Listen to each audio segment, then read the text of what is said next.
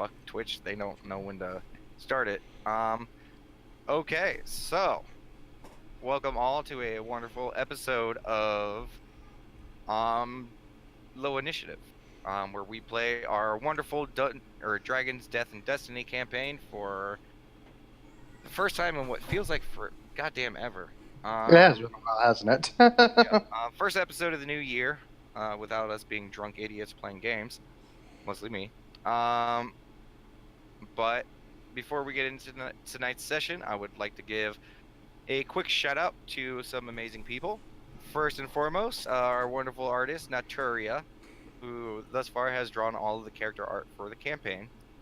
Secondly, and I'm going to keep this short because of the exposition, I would like to thank Mythic Portal Games and Devon Knight.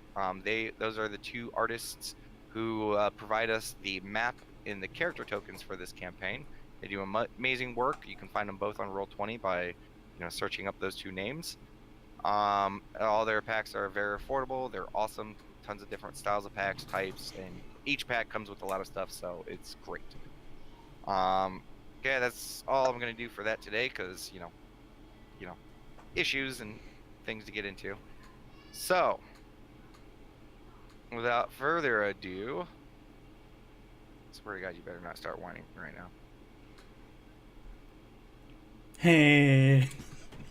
Not you.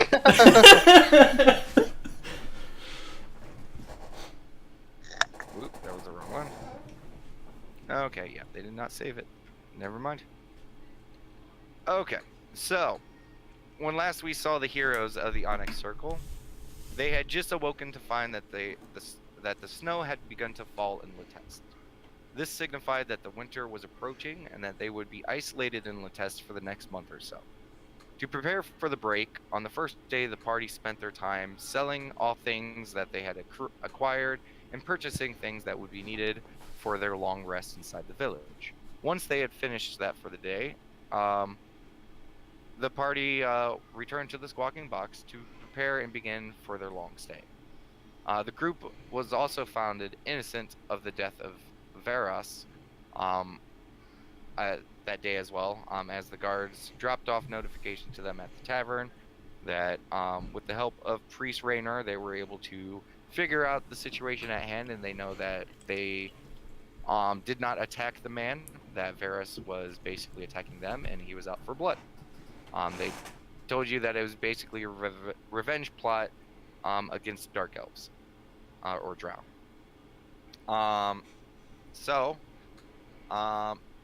After that evening, once they had finished for the day, I completely lost my place. Blah, blah, blah, blah, blah, blah, blah, blah. Okay, yeah. The following day, the snow hit hard and the winter break had begun. The next 2 weeks consisted of the party either training or researching to improve themselves for the spring, with little breaks from training to speak with friends, think about home, and to think about what lies ahead beyond the current blankets of snow. Some nights, the members of the Squawking Box would host small parties for the two very strange set of families, where much drinking, eating, and shenanigans took place. After the 2 weeks of heavy snow period, the party got a brief reprieve from the isolation and were then able to wander about town. But most things were still shut down for the winter. It still boiled down to them continuing their efforts to improve and resting during the winter break. After 2 more weeks of cold, and at this point boredom, finally the snow had begun to lessen, and the town and party soon looked to begin the start of the spring and the next leg of their adventure. We find ourselves yet again in a familiar scene, the Squawking Box, second floor, currently in the party's room, where we find a cacophony of snorers and half hung over Onyx Circle members from last night's mild rager. Nat, you slowly begin to awake. To find someone petting your head. It's kind of chilly in the room. You're snuggled up in your warm blanket, but you feel the petting on your head. Nat slowly turns to look.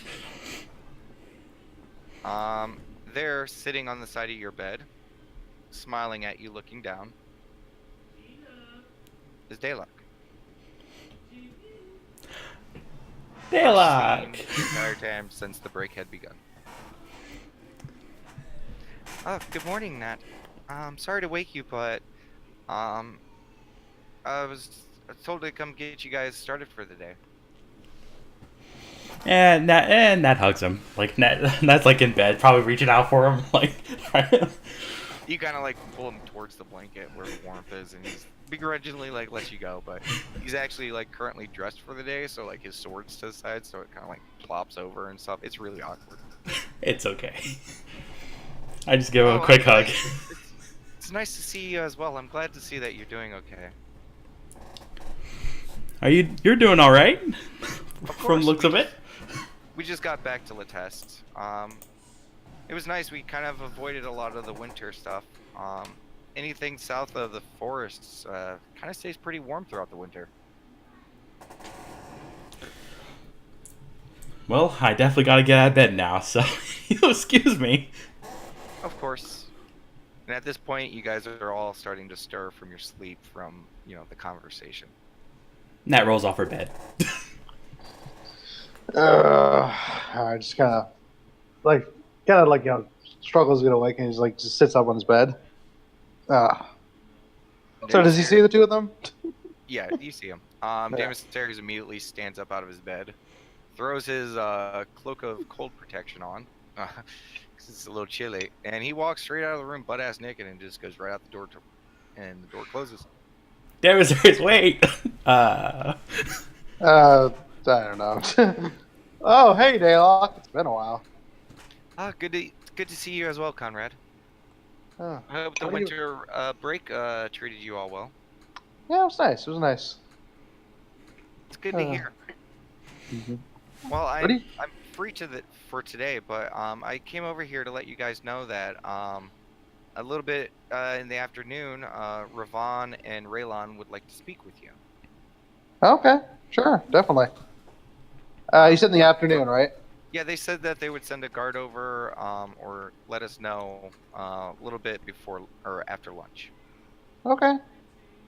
Yeah, so we should definitely catch up, man. The guy was just like kind of like a little excited to see him. Like, it's been a while, Daylock. Yeah, we definitely got to catch up at some point. You feel a very heavy arm on your chest as you go to situate yourself, Conrad. Or he looks at it. And barely able to squeeze in this bed, you see a pain curled up next to you. Out of character, Damon, I feel like I would have known that as a player beforehand, but you would have, unless she snuck in while you were asleep. Fair enough. Okay. Oh, hi, As honey. you look down, you notice that she is mostly clothed. Okay. Oh, hi, honey. How's it going? And she kind of like stirs and like kind of rubs her eyes a little bit. She's like, "Morning." All right. She pauses and like looks around. She's like, "Why am I in here?" You look at her eyes; they're a little bloodshot. I don't know. I guess we ended up here. Oh. And she just kind of sits up and she like looks at you guys all like getting up, and she's like, "I'm going back to sleep." And she just like grabs your pillow off your bed, curls up with it, stands up, like she like brings it towards her chest, and she kind of lays her head on it. She just begins to walk out of the room. Oh, she's walking out of the room. Okay. Yeah. Get some rest, honey. You see her tail wave at you as she leaves the door. Okay. God, she's amazing. And Sin looks over. Yeah, but she stole your pillow. Yeah, but there's more. Good morning, everyone. Morning. Just Hi, Rhea. rubs her eyes. Sin immediately gets up and starts going to his table. All right. Well, I will meet you guys downstairs. Unless you guys want me to wait. Actually, wait. Out of character name is Conrad clothes. Yeah, you're clothed. I mean, well, okay, I just wanted to make sure that was on. Yeah, okay. I just wanted to make sure that was clear. And Damon comes back in butt naked.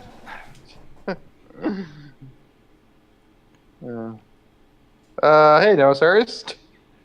Morning. You gotta get some clothes on, buddy. Yeah. Okay. He points to his shoulders where he has his fur top on. Fair enough. And Kyra gets ready for the day. Yeah, he begins to put on pants and stuff. Actually, quick question, Damon.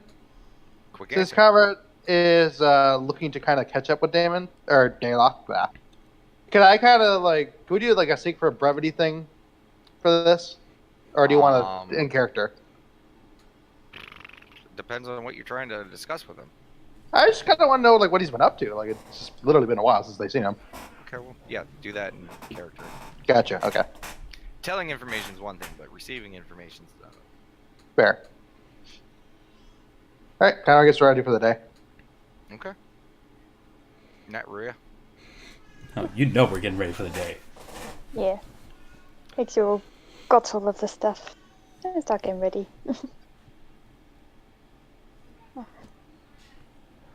Damon Sayers immediately starts going towards the door. Stops, looks over, is like, let's go, Daylock. Daylock looks over and was like, oh, okay, and follows right behind him. Yeah, I assume we're ready now, so Kyra will follow. Yeah. Follow. And as soon as you guys make your way down the stairs, you immediately you hear laughing and chuckling. A very deep booming voice. Oh, yeah, and yeah, oh, good times. But you know what I'm talking about. And there you see at the bar, currently drinking a mug of ale, is Raylon, and he's currently talking with Felton. Morning, Kyra waves. Raylon looks over, raises his mug. He's like, good morning. He's like kind of stretches. How's everyone doing today? I'm doing perfectly fine. Seems you are all well rested from the winter break. Kyra chuckles a little bit. You could say that. Ah, I was gonna say if I hear that voice, I'm gonna put my mask on. Good Okay. Lord. Yeah. too easy. It's okay.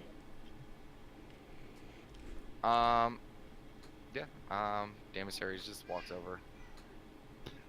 Yeah, no, Kyra's just find a stool real quick. Yeah.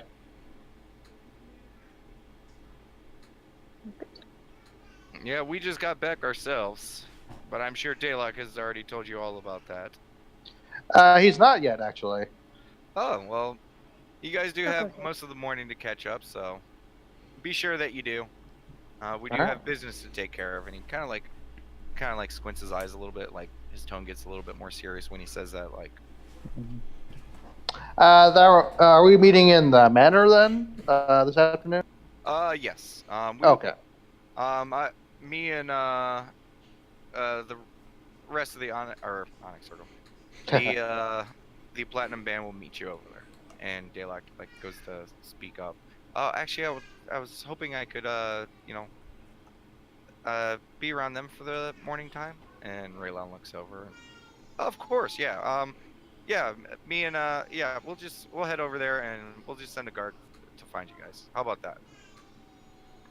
Works for me. Sounds great. That says. Quietly nods.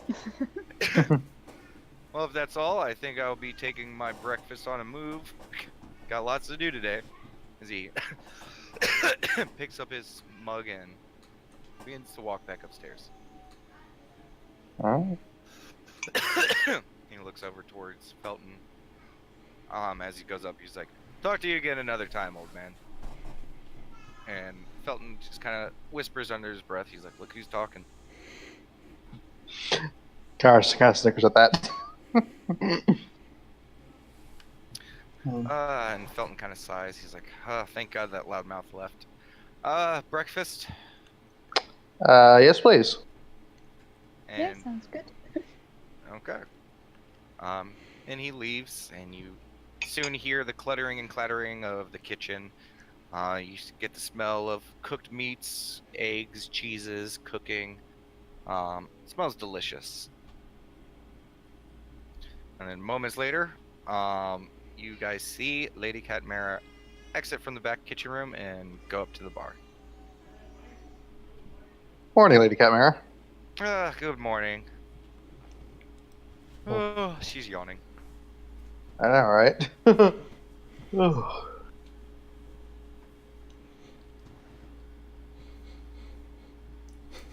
And she immediately goes over and just starts filling up a mug of ale. Oh. Starts drinking it. Starting the day off early, I see. Honey, I start the day off before you were born. That is literally true, yeah. Kara just chuckles. Damaseries, there's like a long pause before you hear Damaseries start chuckling. I get it, because you don't sleep. And after about another, 10 minutes or so, Felton begins to exit out of the kitchen with your guys' breakfast plates all prepared. Kara begins munching down. No, he sets 4 plates down. Yeah, I just slightly move like my mask to the side and start nomming. Thanks for the food, Nat says. And she just starts eating. Of course, my lady. Is there anything else I could do for you all fine people this morning? I'm good for now. He nods and turns around and starts going back to work. And Lady Cat goes to walk by him. She smacks him on his ass. She's like, if you need me, I'll be in my room. Of course.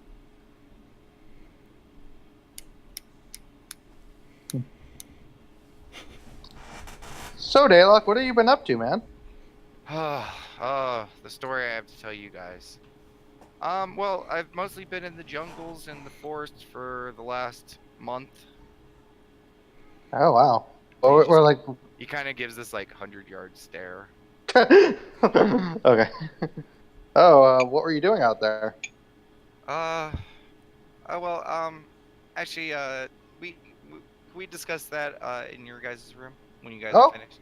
Oh, yeah, okay, sure. No problem. Kara just continues eating then.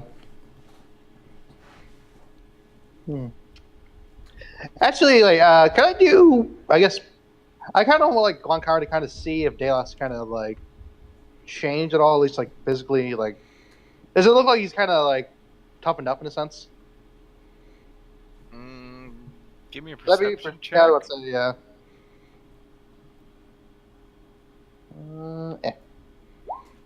First roll of the year.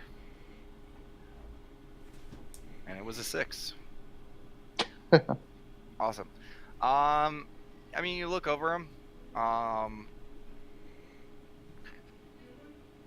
Daylight kind of has layers of clothing and stuff like that. So as far as muscle tone, things like that, you can't really make any, anything out of that. Mm-hmm. As far as demeanor or anything else like that, he doesn't seem all that different. Okay. Same old sweet boy Daylock. Mm-hmm. My baby. My baby.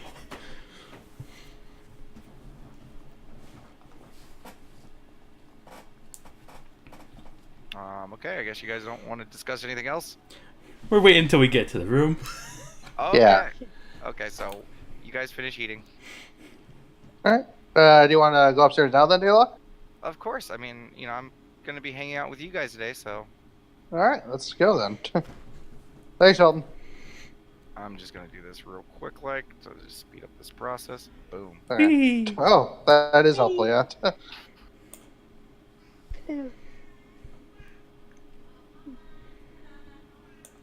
And as soon as Sim sees you guys enter, he's like, oh, now I can have breakfast in peace. And he leaves the room. Kara just kind of shrugs. Great, now we can talk in peace, Nat says. Oh. 2 sides of the same coin.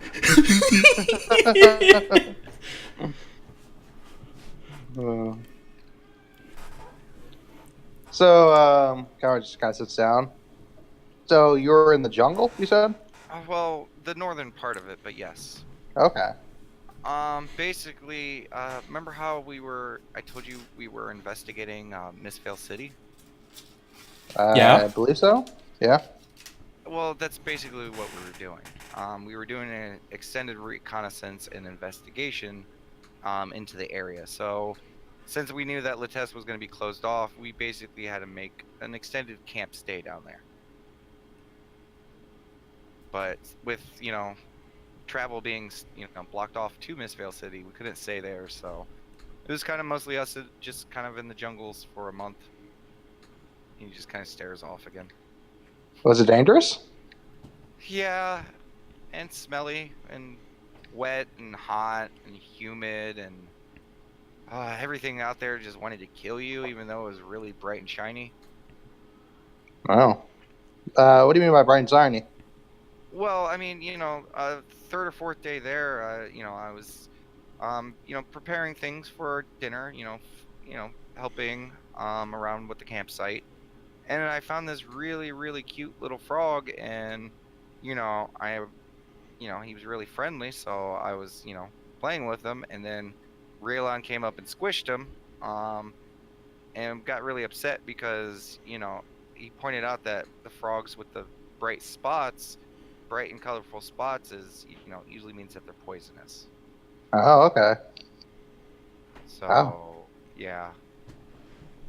And then everything else after that, everything down there is poisonous, so it got really bad really quick. All right. But poison antidote too. Oh wow, that would have been dangerous. Yeah. He just stares off again. Imagine he's almost kind of saying it with a straight face, almost just like. He is 100% straight face, like just. Gotcha. He's been through some shit. Oh, you're okay now, though. Just looks up with it. Yeah, I'm fine. It's just it was a struggle. I'm sure you guys are gonna hear more about it, but I mean, we were able to talk to a few people who either used to live in Mistvale or live around in the area, and things just are not well. Okay, what's going on down there? Well, they've completely blocked off any travel or trade. And it seems like the people aren't right. How do you mean? Aren't right, yeah. Well, I mean, I didn't get to speak to, anyone from Mistvale itself. But Raylon, he was able to, sneak up on someone. It was about a few nights ago, and he had to kill the person because apparently they've almost like created a cult down there. Oh. Yeah, it's someone new has taken over the city, and we think that's why the city is being blocked off. But it seems like everyone down there is just in a mad fervor to protect the town and the people, or in the person who took over, from everyone else. Yeah, they think it might be like some charm spell or mind control or something. Wow.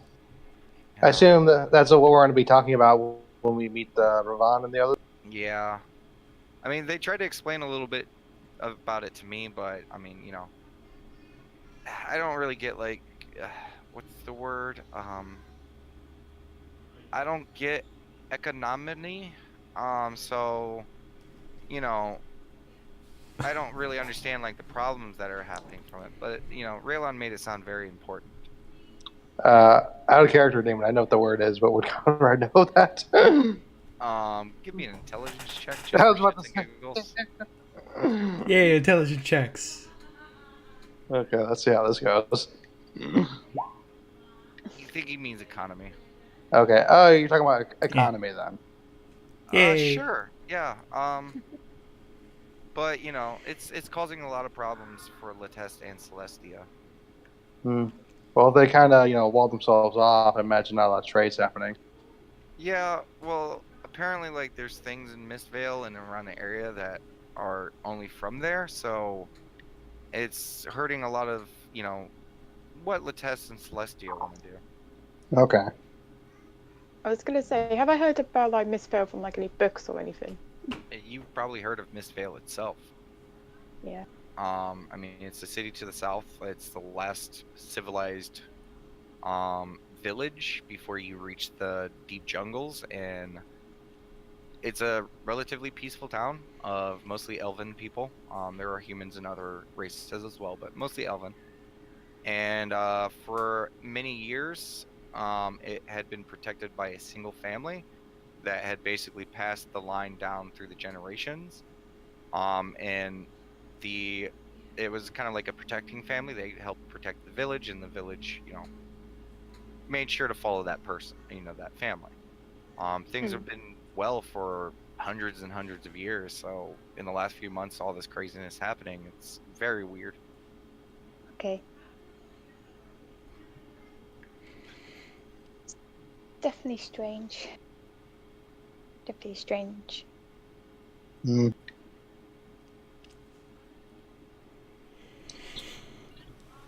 Hmm.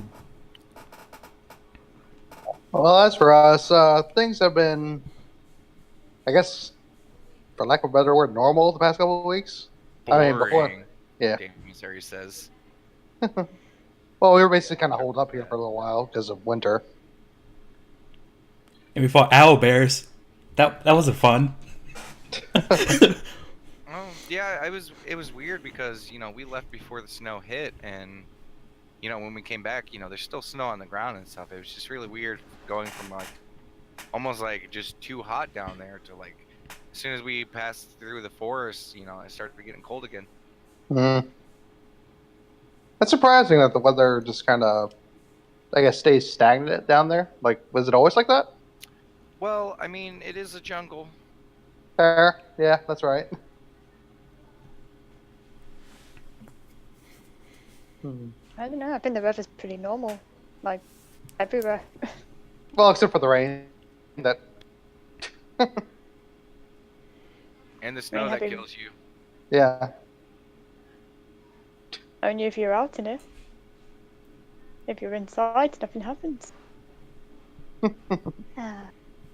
Quiet chuckle to herself, like half-hearted. It's like a nervous chuckle, like, ha, ha, ha. Yeah. You guys can remember, to her, this is just weather. That is fair, yeah. Yeah. Where I'm from, this kind of weather isn't too normal. Same. That says. Yeah, Damon Harris is like, yeah, from the mountains I come from, we know when the snow's coming, but it doesn't just all fall like that. Mm-hmm. I mean, we literally woke up and it went from like, fall to winter, like really hard. Yeah, like snap of the fingers, bam, snow everywhere. How was the snowfall? It's like really confused. You don't know. Well, I mean, it just comes down gently. Really slow. Yep. Takes a while for all the stone to stack up, and you're getting cold before you're just freezing. exactly. Mm-hmm.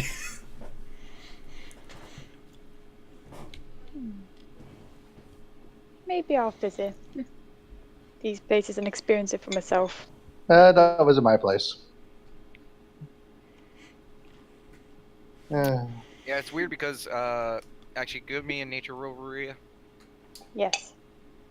Just to make sure you're on the right page as far as information goes.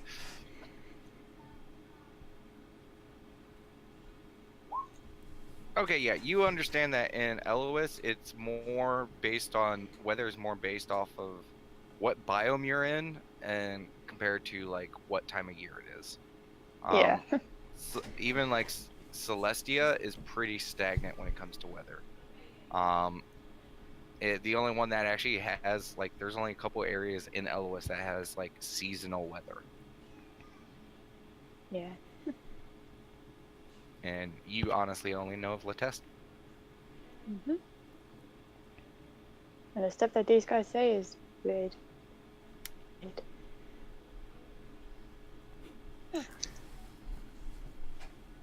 Davis Harris immediately starts drinking. Wait, did he bring like alcohol up here or something? He actually has a couple bottles on his persons. Gotcha. Okay, because I was like, wait, where did he pull? It was a part of his winter purchase. Fair enough. Okay. Yeah, he does not want to not have booze. Yep, gotcha. Thought about getting a flask like Nat, but he wanted different types of booze. Understandable. Let's see. So, Coward kind of looks at his gear for a second. Like, I might need some stuff.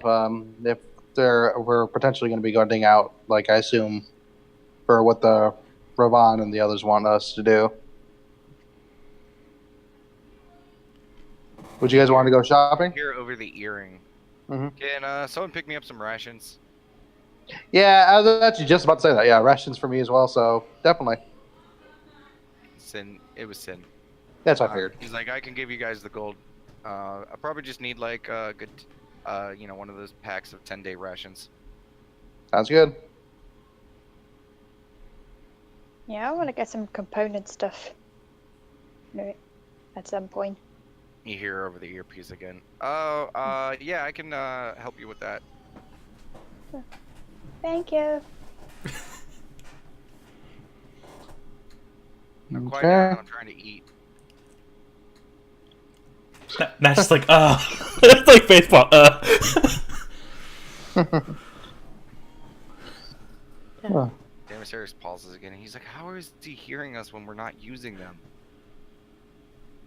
Coward just kind of looks at himself like, yeah, well, how is that happening? Magic.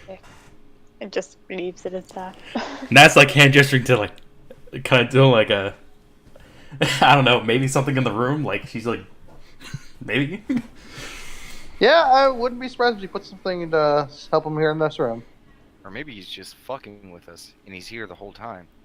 Damaris immediately jumps out of his stool onto his feet, and like gets into like a, like a primal animal, like looking around. He's looking at all the corners of the room and like trying to squint his eyes. Still clearly does not understand what invisible means.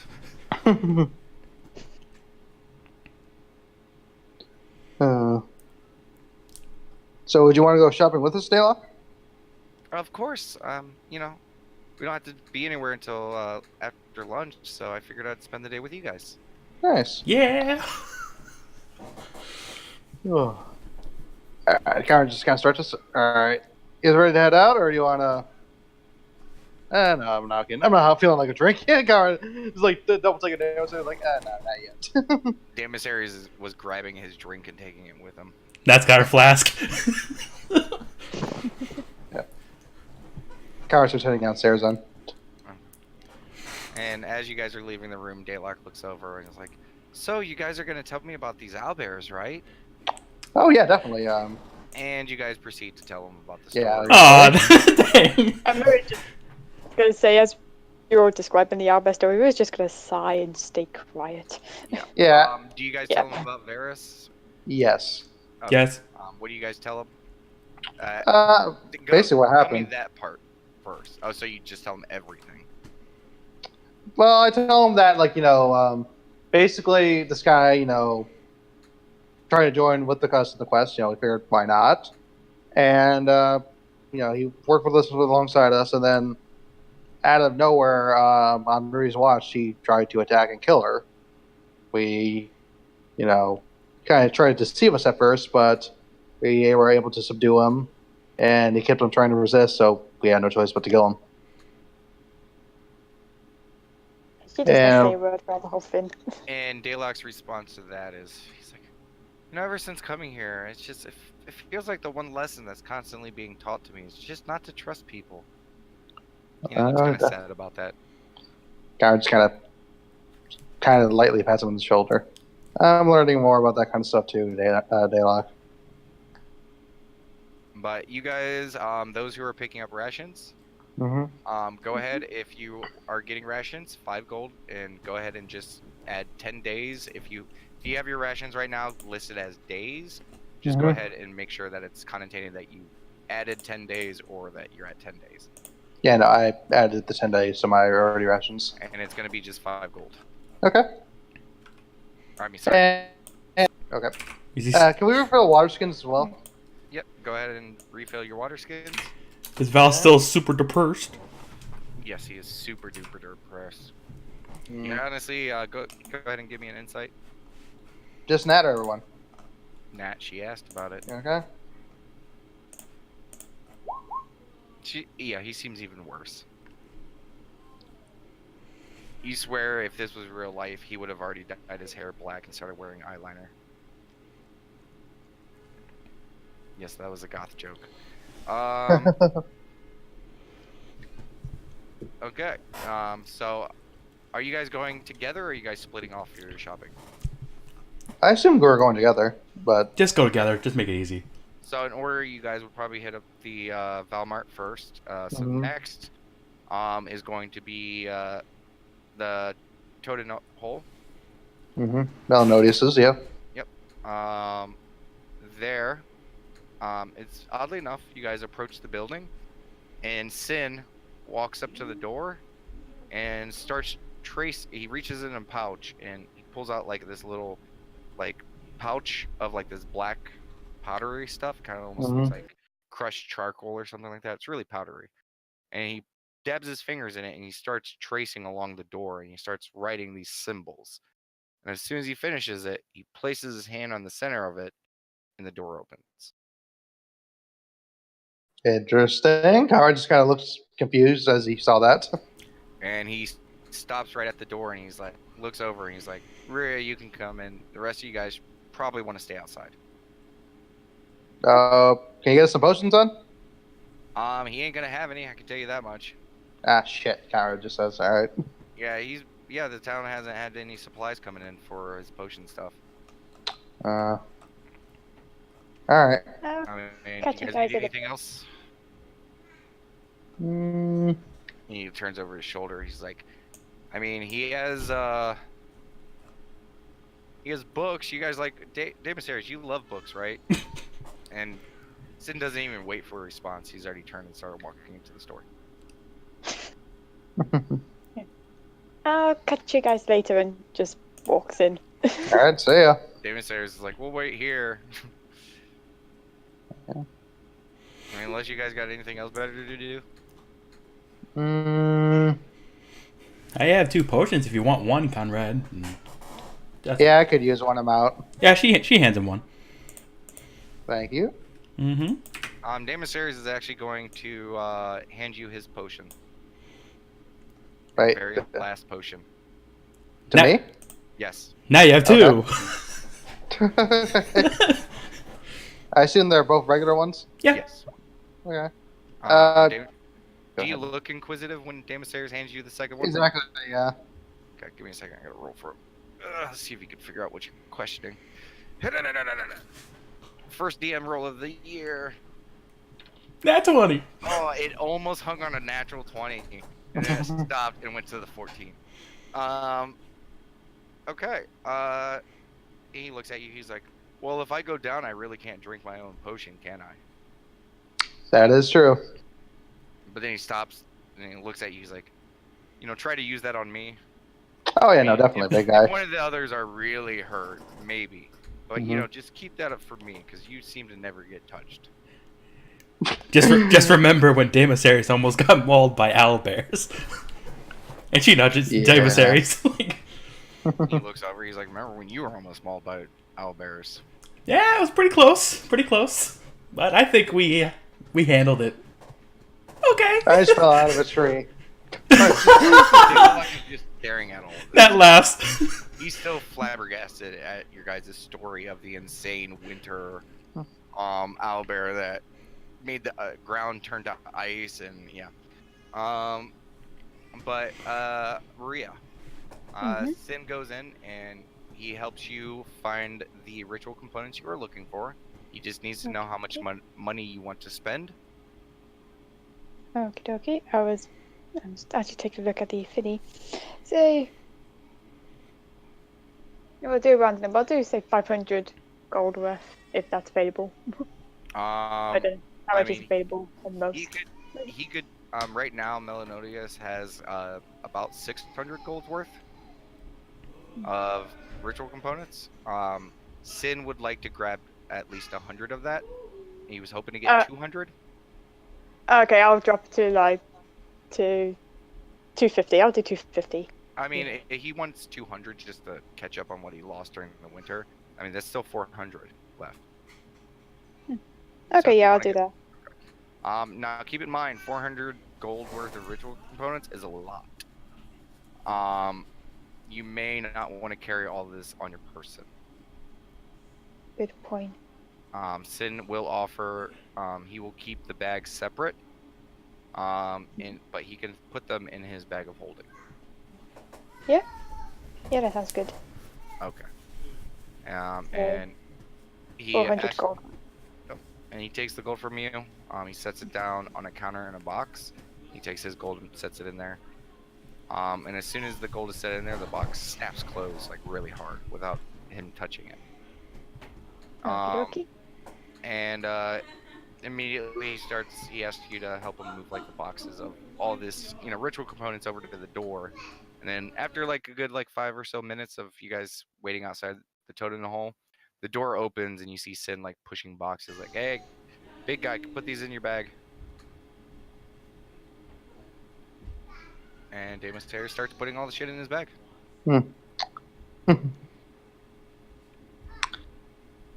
I assume as we're leaving, Kara's gonna say to Nat, it's probably better that we don't go inside. Don't want you to blow up that shop again.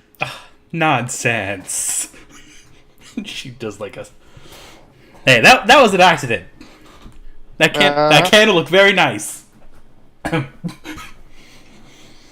Matt, give me a perception check. But that is being serious when she said it was an accident. Yep, perception. I'm probably getting daggers, aren't I? No.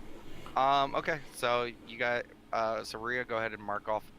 Just add a entry under your inventory for ritual components, and then in the information, just say how much gold's worth, and on the value of that, just put in 400. Yep, I'll do. Okay. And just put it.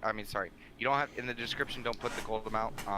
The value is perfectly fine for that. In the description, just denote where it is, as in Damus Terry's bag of holding.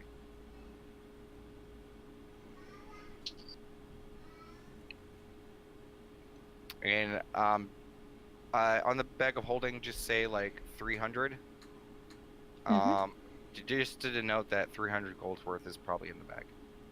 You got enough carry weight that you could carry like 100 gold's worth pretty simple without, fucking with anything too much. Yeah. Yay, note taking. Okay. I was gonna say, Melody's do them in the shop. He's not. Okay. Never mind then. As you guys pull all the stuff out of the store, Sin closes the door. And he does the exact action that he did in reverse. And oddly enough, as he retraces his, finger painting, the black substance removes from the door. So what is that? Okay. Let me try to explain this in a way that your simple mind could understand. It's a key. And he just walks right past you. A little intricate for a key. Connor walks.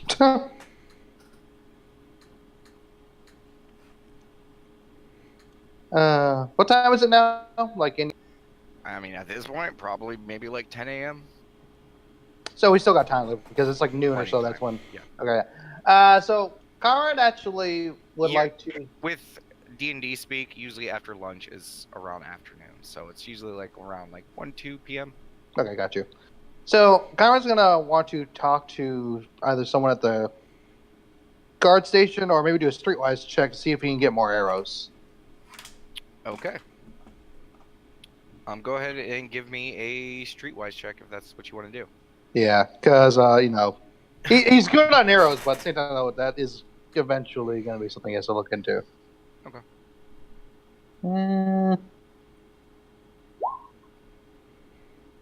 You guys wander around the village for a good 45 minutes, asking a few different people.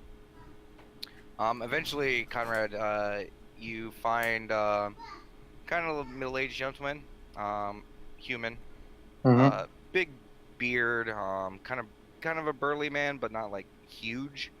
Mm-hmm. Definitely a little bit more world-lived man. Kind of a hunter in some regard. And after a brief discussion with him, he basically says that with the Fletcher gone, your best bet to getting arrows, and it's not a constant thing, but you're just gonna have to check the rented market stalls. And there will occasionally be people there that will sell arrows and weapons and similar Okay. weapons. So Conrad would try going that way. Okay. And today on the stall, let me go ahead and check my notes. I gotta grab my notes. There we go. There is one man today that is selling weapons. Okay. Is he selling arrows? Yes, he is. Yay. So how much for 50, my good sir? Okay. It is a portly half-elf gentleman, Mm-hmm. with olive skin. And he will sell you 30 arrows for 3 gold each. Or a set of 30 for 3 gold each. Oh, you scare me now. I'm like 3 gold per arrow. What the? Okay, so 3 gold.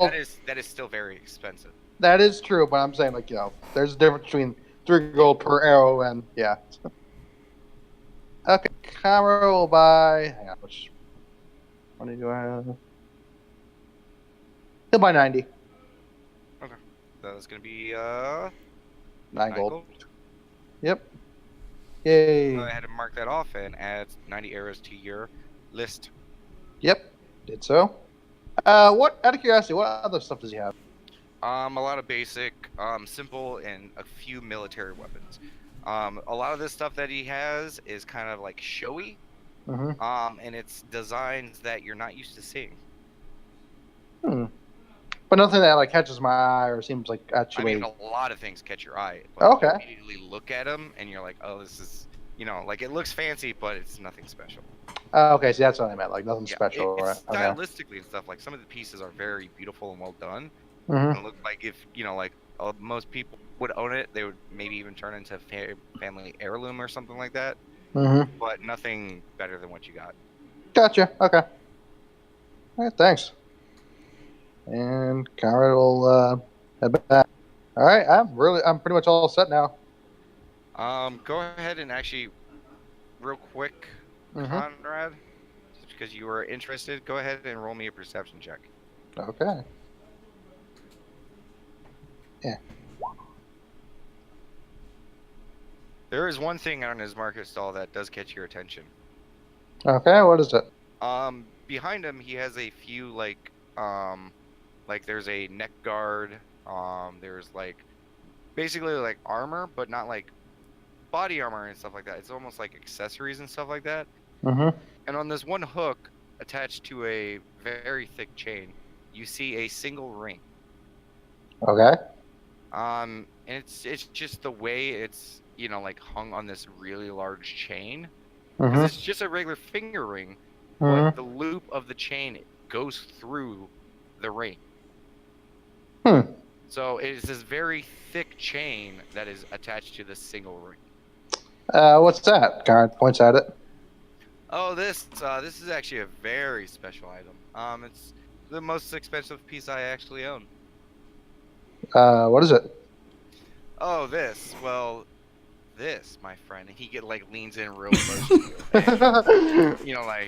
This is a great and powerful magical artifact said to befall our earth and mortal realm from the age of Arcanum and gods during the Dawn War. This, my friend, this right here, if you wear such a mighty ring, it will give you the power, nay, the privilege, to control the very matter that our god Pelor represents. Okay. God damn. Conrad kind of looks a little disappointed now, but then he kind of okay, so what does it physically do though? Exactly. Oh, I just said, my son. Well, you said change the matter to Pelor, but what exactly? Well, what does Palor control, my friend? Light? The light, the sun, the very fire in our world. And this, my friend, that ring, it lets you do the same. No matter what weapon you touch, no matter what type of way you try to destroy your foe, the power of Palor will be in your grasp. Now, can I do an inside check to see if he's full of shit? Sure. Okay, I just want to see if he's like, because he is like kind of talking a big game here. I'm like, okay, like is this guy like legit, or is he just peddling a? Yeah, inside checks. Yeah. You get the sense that some things might be fake. Mm-hmm. He's a salesman telling you a story, but you honestly don't know which ones are fake or not. Kind of actually. Embellishing. You just can't tell what. Karen's actually gonna kind of look at Sin like, is that such a thing possible? And Sin looks at it for a while. He's like, I mean, I'll have to get a closer look at it. Would you mind? Karen like looks at him, or the salesman, or like?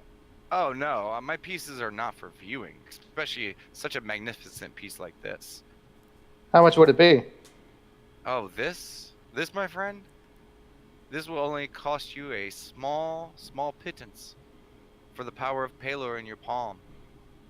2,500 gold pieces. Kind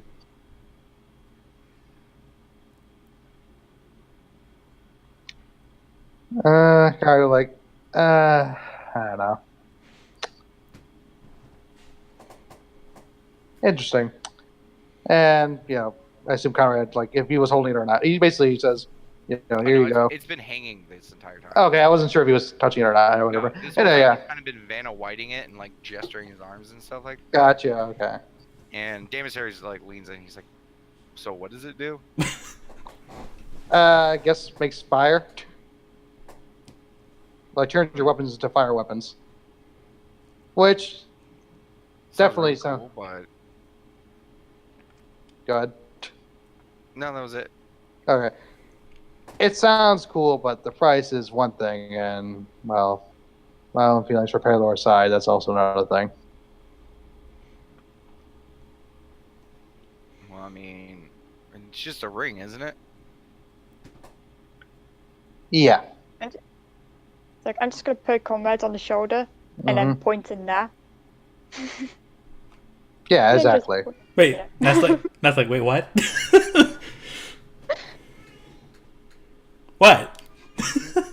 And Sin's like, he kind of like peers his head over the table a little bit, looks at the ring. He's like, okay, schmuck. If you want to sell us anything that expensive and anything, you're gonna let me look at it. You can hold the other end of the chain, but I am gonna look at this ring. And the man, almost like not even paying attention to the little gnome underneath, like the railing of the shop, is like, oh, okay. You know what? It is kind of an expensive piece. Sin just rolled intimidation and it worked. Okay. Yeah, it is an expensive piece and a wondrous piece. Yeah, I can understand one businessman to another. Yeah, of course. And he grabs the chain and like holds it, but Sin starts to look at the ring itself. Mm-hmm. And he is going to try to use identify.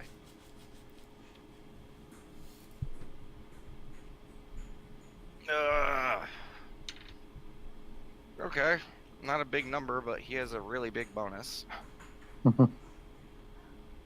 Okay, yeah, Sin takes a few minutes, a good 5 or 10 minutes to look at it, study the runes and stuff like that. And, the man's slowly getting impatient, but there's no other customer, so he can't really come up with an excuse. You guys sit and wait patiently, and then eventually Sin's like, I mean, this is nice. And he turns towards you guys, and he's like, basically the ring will basically catch fire to any weapon you use. Think of it like a pocket knife. Well, I mean, that's like, it's a little bit more than that, but... And, go ahead. If you don't want to think about the pillow stuff, think about blocking now. And It's Sin like a looks slip. towards you, Conrad, obviously annoyed at the certain part of this ring. He's like, it has no connection to Paylor. Oh. There you go then. It's just a magical ring. It's a good one. Quality, I'll give him that. But Nat's just looking at Ruri. I'm like, stop saying pocket, Nat. But not the magical artifact of Paylor. Just kind of looks at the guy, kind of like a little judgingly. And Sin pauses. He's like, and you just see the big evil grin go across the small gnomish face of Sin. He's like, you know, Conrad, I really don't think you say intelligent things most of the time you open your mouth. But for the first time, it's very smart. And he turns around towards the guy. He's like, my friend here has a point. That has no connections to Paylor, nor is it an ancient artifact. I would probably guess that ring may be 200 to 300 years old. Based on the stylized, runic components that is a part of that enchantment. So that price of 2,500 is not worth what that ring is. And he's going to roll diplomacy to try to lower this price. Please, for the love of God. Like, this is out of character, sorry. I do need to do something first off, because Sin did do something when he first woke up. Okay. Conrad, you can go ahead and do that for me. Go ahead and on roll 20, just roll me 2d20s. Okay. 2d20s. Okay, 6, 7, and a 6. Okay. So this is Sin's roll to try to convince him. Mm-hmm. Okay. And this is him trying to counter-convince. And Sin is going to use the Mote of Possibility and Destiny to change the salesperson's 18 to a 6. The guy kind of like gets a little red-faced. He's, I mean, he was just not ready for this hit of information. I mean, I guess we could talk the price down a little bit. I'm sure I'm a businessman first, obviously. And I know when I'm bested. What is $22.50 sound? Huh? That's a reasonable discount. Jensen just looks over at you, Conrad. He has no idea what your price is or anything, so. Yeah. Just kind of like raised an eyebrow, like, really? Come on, like. I mean, that is a lot of fucking gold dropping off. Yeah.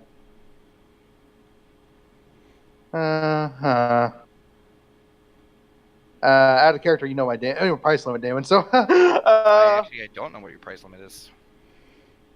You want me to say it? Your guys' if you want to. 1,800. Okay. That's in the bank right now, so like. 1,800. So. Sin kind of looks at you. He's like, you're pretty good with that bow, aren't you? Yes, I am. He looks at the guy. He's like, 2,200 and you have a deal. And the man, of course, but I would need to see some coin first. And Sin looks at you. He's like, we'll be right back. Yep, kind of. I assume they kind of walk away at first. Yeah, he walks away and he pulls you away from the group, Conrad. Okay, yeah. I would say I need some conversation with time with Sin. So, okay.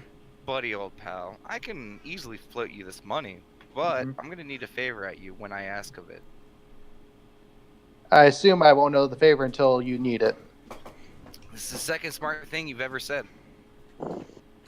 Fair enough. I will say, yeah, that does appeal to me. I mean, at first it was like, oh, but, Okay. Coward shakes his hand, I assume. Or he offers his hand to shake it. And Sin quickly looks at his hand, and he reaches in his bag, pulls out something, writes something in his hand, and then shakes your hand. And you feel like a warmth in your hand when he does it. Okay. And on this chilly day, it's very apparent. Okay. And he's like, okay, deal is struck. Okay. I assume that was some magical incantation kind of thing. I mean, I guess you'll have to see. I'm sure I'll find out. Kara says, like, don't fuck me and you won't. You're not my type, back son. towards the group. And he pauses like momentarily. He's like, and not that way. And he just. Well, yeah, Conrad said not in that. Yeah, we go ahead. Yeah. So you guys make your way back to the squawking box. Mm-hmm. And there you see Felton behind the bar. Hey, Felton. How can I help you all? Do you have access to my money, by chance? He looks over at the wall and Trey's sitting there with his arms crossed. Mm-hmm. He's like, Trey, could you please help the good sir down to the vault? And Trey like looks at you, kind of squinted eyes. He's like, follow me. And he walks into the kitchen. Mm-hmm. I think this would be your first time doing this. Yeah, because before Cat Mara just took it. Yeah, so you've been in the kitchen before. So you Mm-hmm. are aware of the trap door in the center. It's Okay. It's not hidden or anything like that. Yeah. It's obviously like a hatch. But this is the first time and you watch as Trey lift up the hatch as he goes down. And do you follow him? Yep. Okay. As soon as you go down, there's a ladder that drops to a room it's just a square room with Mhm. nothing else. Like there are some barrels and stuff like that, and like it looks like there's storage and stuff down here. Mm-hmm. But other than that, it doesn't scream anything like, "Oh, look at vault." Mm-hmm. And then he goes to the western-facing wall, Mm-hmm. and he walks up and he places his hand against the stone, Mm-hmm. and you watch as the stone separates, and there's Okay. a hallway leading on. Oh wow. Garrett just kind of looks a little like bewildered, like, oh wow. And it's not like the stone, like there's a stone wallway that like just slides over. No, the stone moves out of the way. Mm-hmm. And he begins to walk down, and there's like a bit of a path of, it's a little dark, but then there's a torch hung up on the side of the wall. He grabs it and he continues on. You guys go not too long, it's just like a good 20 or so feet before there is a very large, you've seen it a few times now, so you'd recognize it. This is a giant adamantine door. Okay. And he goes over and he messes with something on the door. He kind of covers at the door with his body. And given the size of the hallway and the size of Trey, you can't see what the fuck he's doing. But after a moment, you hear some clicks and some grinding, and then, you see his arms move as he grabs the wheel that's on the front of the door, turns it, and the door opens.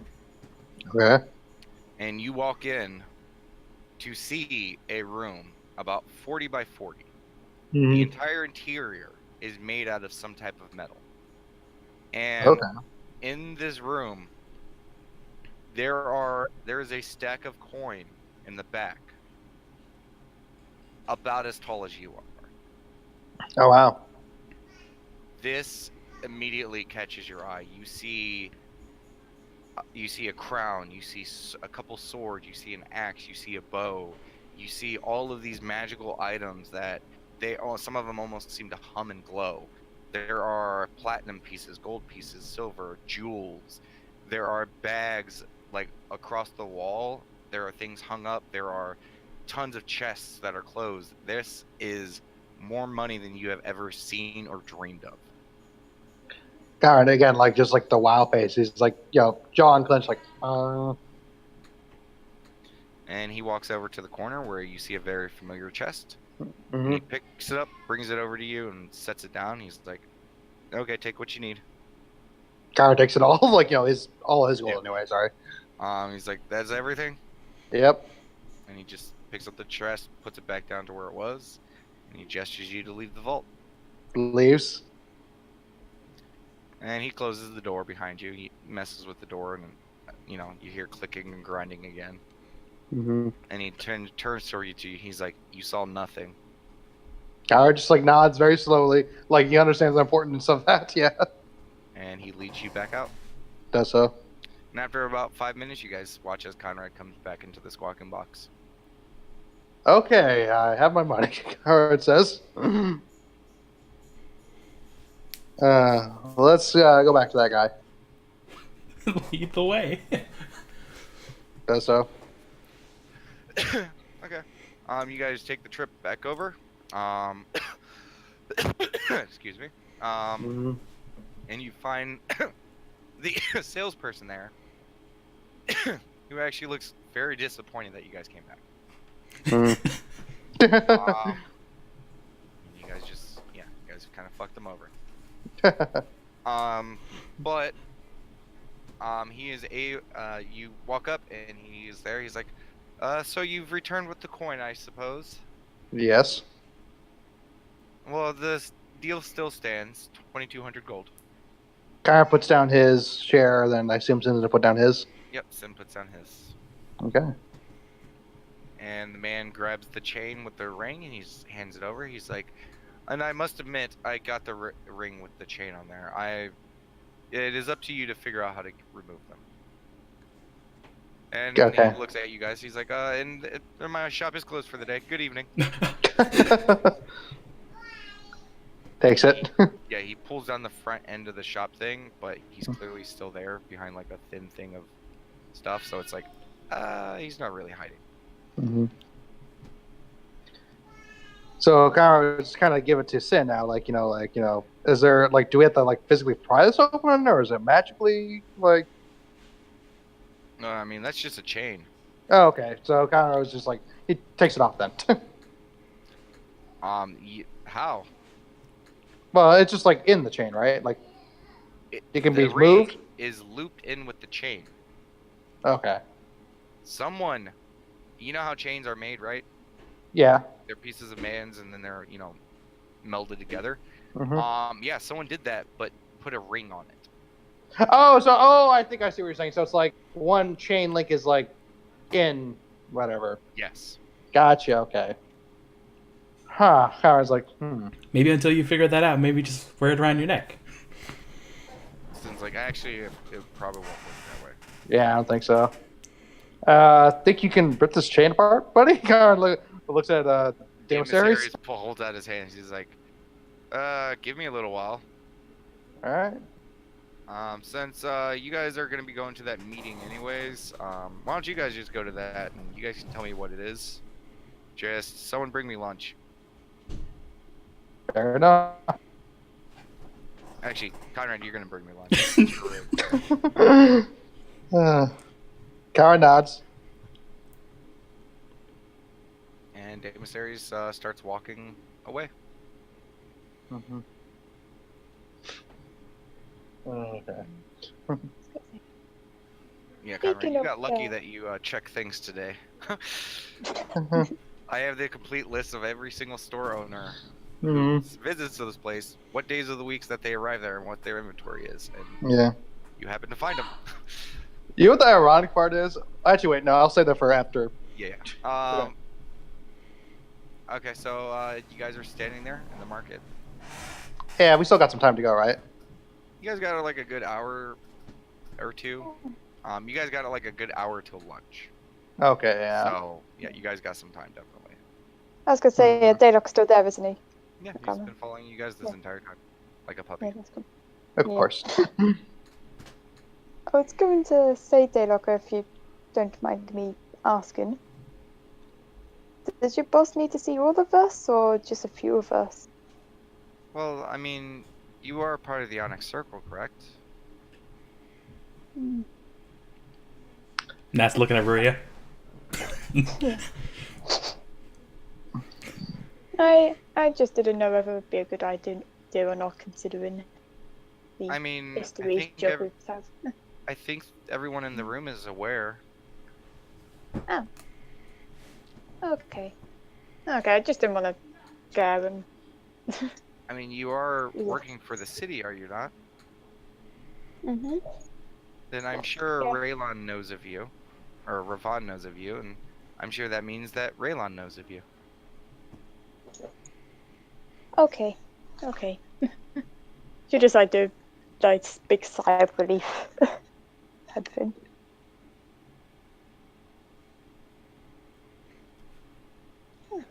Yeah. So, what do you guys want to do to kill time in the meantime?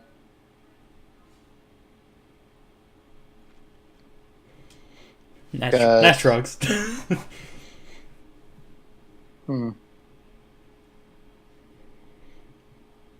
I can't find the ring. Sorry, I was looking for the magic or the item card for you for the ring. You better find it, because He's like, oh, my money! To that ring! No, I again, this is something me and him discussed a while ago. I Yeah. know what it does. It's a very simple thing. I just can't find the card for it. Uh-huh. I must have got scared for Conrad when he said, I was imagining like the ring just fell into a drain pipe or something. The ring! No! Stan's like, oh, you still owe me that favor. Yeah. Yeah. Yeah. Worst case scenario, I'll just use one of the custom cards and just fill it out. Yeah. Yeah. But you know what it does. Yeah. Okay, so you guys are just standing there awkwardly in the streets. Sitting. Yeah. Nonsense. Immediately starts wandering towards the squawking box, not dealing with this. Yeah, Kyra just starts walking that way too, because why not? Yeah. Follow suit. It does look pretty though, that ring.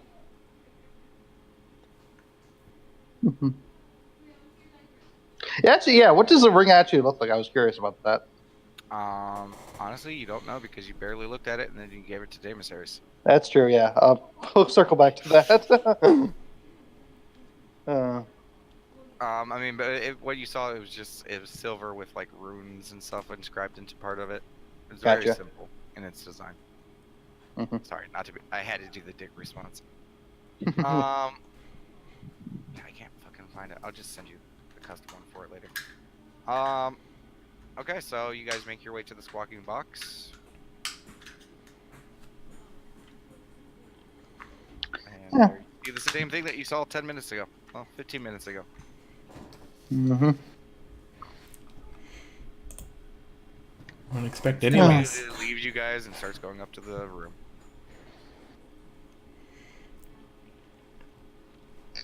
Yeah, Kyra will just sit at a stool.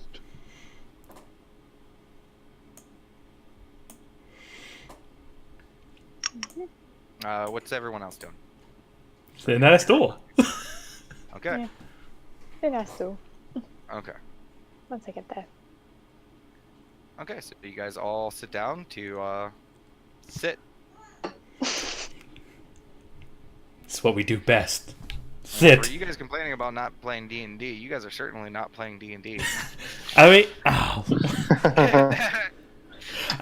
Okay. So you guys just sit there? I mean, well, it's kind of like one of those things where we got basically an hour and nothing to do, so. Okay.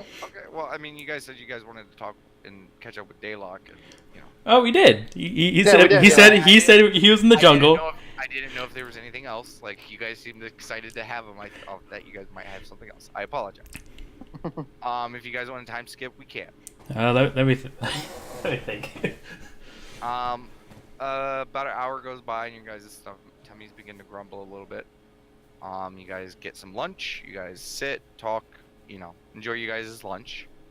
Mhm. And immediately after you guys finish, you guys hear the door opening to the squawking box. Mhm. And there, you see Cassandra. Oh, hi, Connor waves. Oh, hi. I was sent to retrieve you all. Okay. You guys ready to go? Connor looks at the group. And she's currently standing at the door at, like, parade rest. You guys don't know what that means. That's like the military standing where you have your hands behind your back Oh, okay, yeah. Mm-hmm. Okay. Yeah. with your legs slightly spread open. Mm-hmm. Mm-hmm. I'm ready. That says. I was just my mask on full on proper, and says ready. Okay. Connor starts heading down. Okay. As soon as you guys approach, she leads you guys. You guys make your way through town and over to the front gate of the mayor's manor. And as you guys approach, the guards recognize you and Cassandra, and they open up the gate. And you guys are led to the manor and up the familiar path through his very fine-looking establishment, up the stairs and up to his office. And as she approaches the door, she knocks, and you hear Ravon calling from. I just called him Ravon that whole time. You hear Ravon calling from behind the door to enter. And Cassandra opens up the door and gestures you all to enter. Enters. Goes inside. Yeah, goes inside. And there you see the familiar faces of Raylon, Ravon, and Demero. Oh, my guess that first time meeting. Yes, the correct meeting situation applies to each of you. Yep. As soon as you guys enter, Raylon is kind of like standing to the side of Ravon's desk with his arms crossed. Kind of a serious face, and then when he sees you guys enter, he gives a big cheery smile. That gives him a big smile back. And as you guys approach, Ravon looks towards all of you and he says, "Good. I'm glad that you could all make it on short notice." What is it that you need exactly? And once again, a very serious and grave task befalls upon both of your groups. A situation has arisen in the test that we cannot ignore, nor can Celestia. Once again, just like previous work you had attended for me, I must ask that none of this information leave this room or the people in this room. And he looks around. He's like, Kara nods. "Are you? Seems like you were missing." Yes. Two of our members currently are busy for the task, but we'll brief them when we can. Two. Little gnome guy and Sin is with you. Oh, so I thought he was back at the swaggering box. No. Oh, okay, my bad. Sorry, I should have. Yeah, because I saw the four of us move, so I was like, oh, is Sin not coming? Sorry, yeah, no, he came as well. Yeah, so sorry. Damasaries is currently busy with the task. Retcon. Yeah. Okay, well, please be sure to brief him of the matter once we are finished. Definitely. So, first, I must ask, what do you all know of Mistvale Village? As I understand... Sorry. Relatively peaceful elven community, I believe. So, you do not know much about it? I haven't been there myself. I only know what I've read in books. So. Well, before I explain any matter, I guess I should give you a little bit of information about them. Mistvale Village is an old town, much like Lateste, but not as old as Celestia and the others. It is a somewhat isolated village to the south. Usually the village is known for keeping to themselves, but for many years have allowed trade and travelers to enter their domain freely. But over the last half of a year, slowly they began to close up little by little, until a few months ago, all trade and travel had stopped in an instant. A town mostly made up of elvish and human population. Trade, they normally trade in exotic animal and plant life that exists south of their town, and was pretty much the staple of their trade. These ingredients and other substances were not found anywhere else, but from the south. So this lack of trade has been hurting Lateste and Celestia, mostly due to the fact that the main ingredient that is used from potion manufacturing comes from this region. So it is making all military strategy and management very difficult.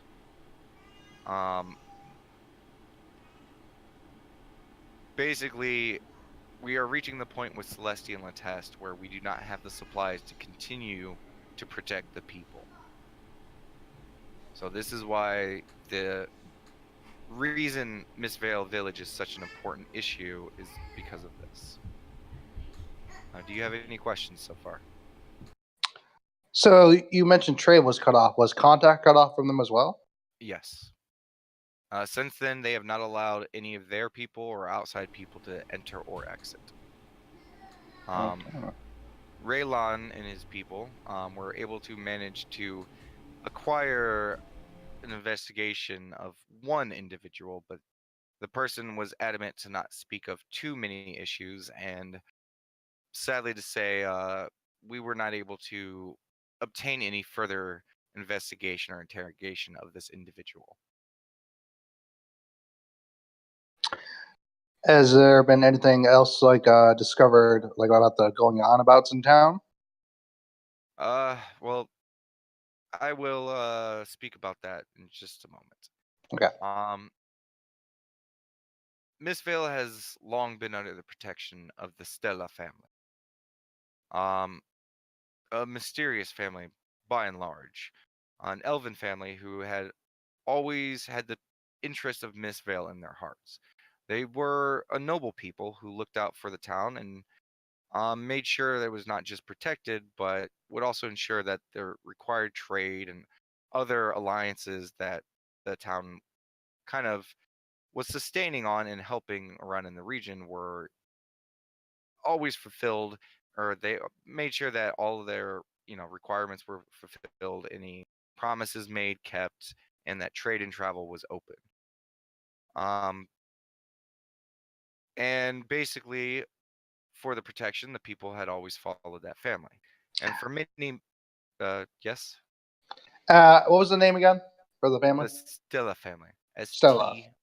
yes, Steela. Oh, okay, that's how you spell it. Yeah, there's an extra e on it, but it's pronounced Stella.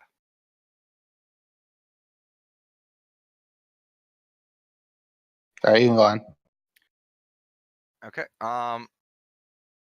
So, okay,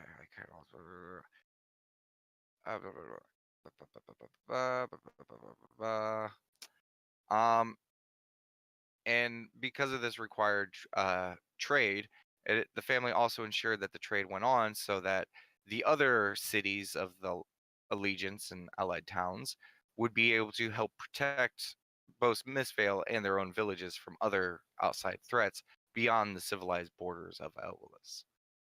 But in recent times, the family has disappeared, at least to travelers. But a few months ago, our spies had heard that the previous leader had died many months ago, and that a person of unknown ties has taken over. This was when the isolation of the town begins. Another thing all travelers and our spies had found is that this new leader seemed to immediately entrance the people of Mist, almost as if they were under some kind of spell or control. Other rumors began to give rise as well, and one such profound one that seemed to have taken root is that this new leader is either in league with or in themselves are a dragon. This obviously would cause many issues considering the fragile alliance. Well, alliance is too strong a word. This very difficult ceasefire between the dragons of Elois. And if a dragon was able to take over Mistveil, it would not just gain them support and a foothold in the region. It would also help sway many to their side and tilt the power balance of all of Elois.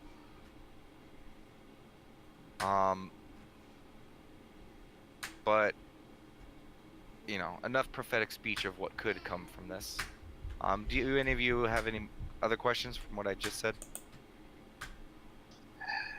Has any name been given to this new leader?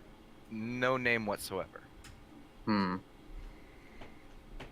And I imagine no discussions of, well, type of dragon, so to speak. None.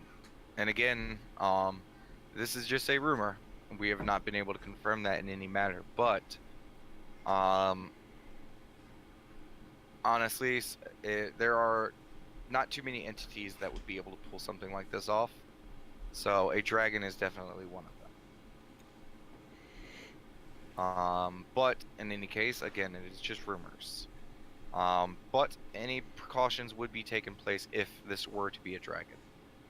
But before I get into that, any other questions? Actually, yes. So, since this whole communication and kind of lockdown in a sense has happened, has there been any hostile actions from Miss Vale, like outright hostile? No, none thus far. Okay. At first, they just quickly expelled all travelers out of their city. By force, but not violent force. And once everyone had been expelled from the town, they closed up borders. And anyone who is caught trying to enter or get too close has basically been turned away. No deaths so far. There have been a few mild injuries, but you know, that can happen when one is trying to infiltrate a town. Gotcha. And what do you want us to do? Nat asks. That is what I will be getting to next.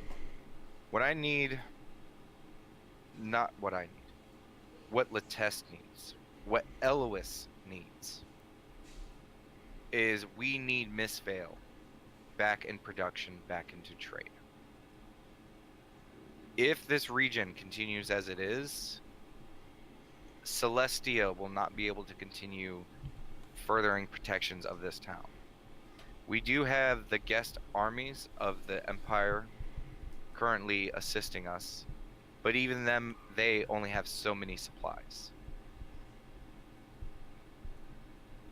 If we cannot get this town rescued from whatever entity is capturing the town and its people, and he kind of points out towards the window, and you guys look over, and the one window points directly into the town, where you guys can see the squawking box, the trading area, everything. He says, "This will all be dead.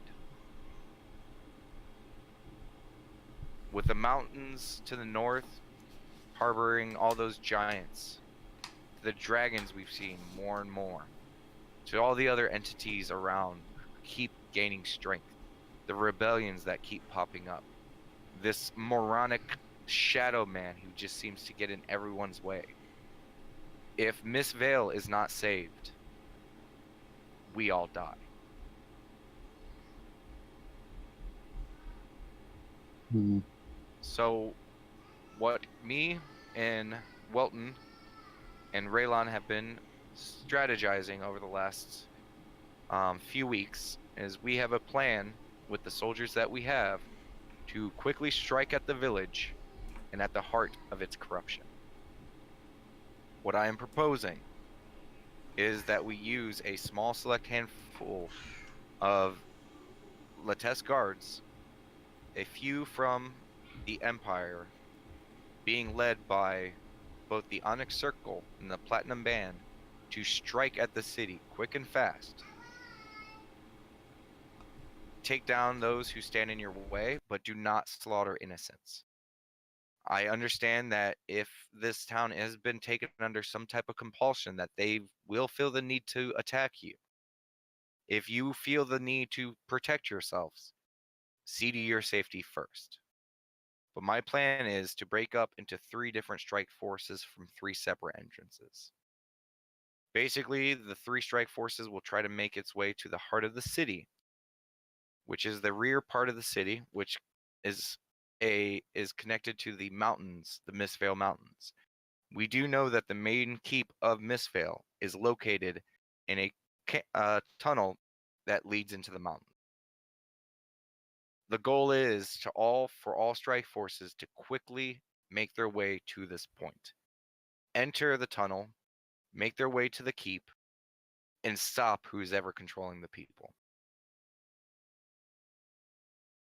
Are there any questions so far?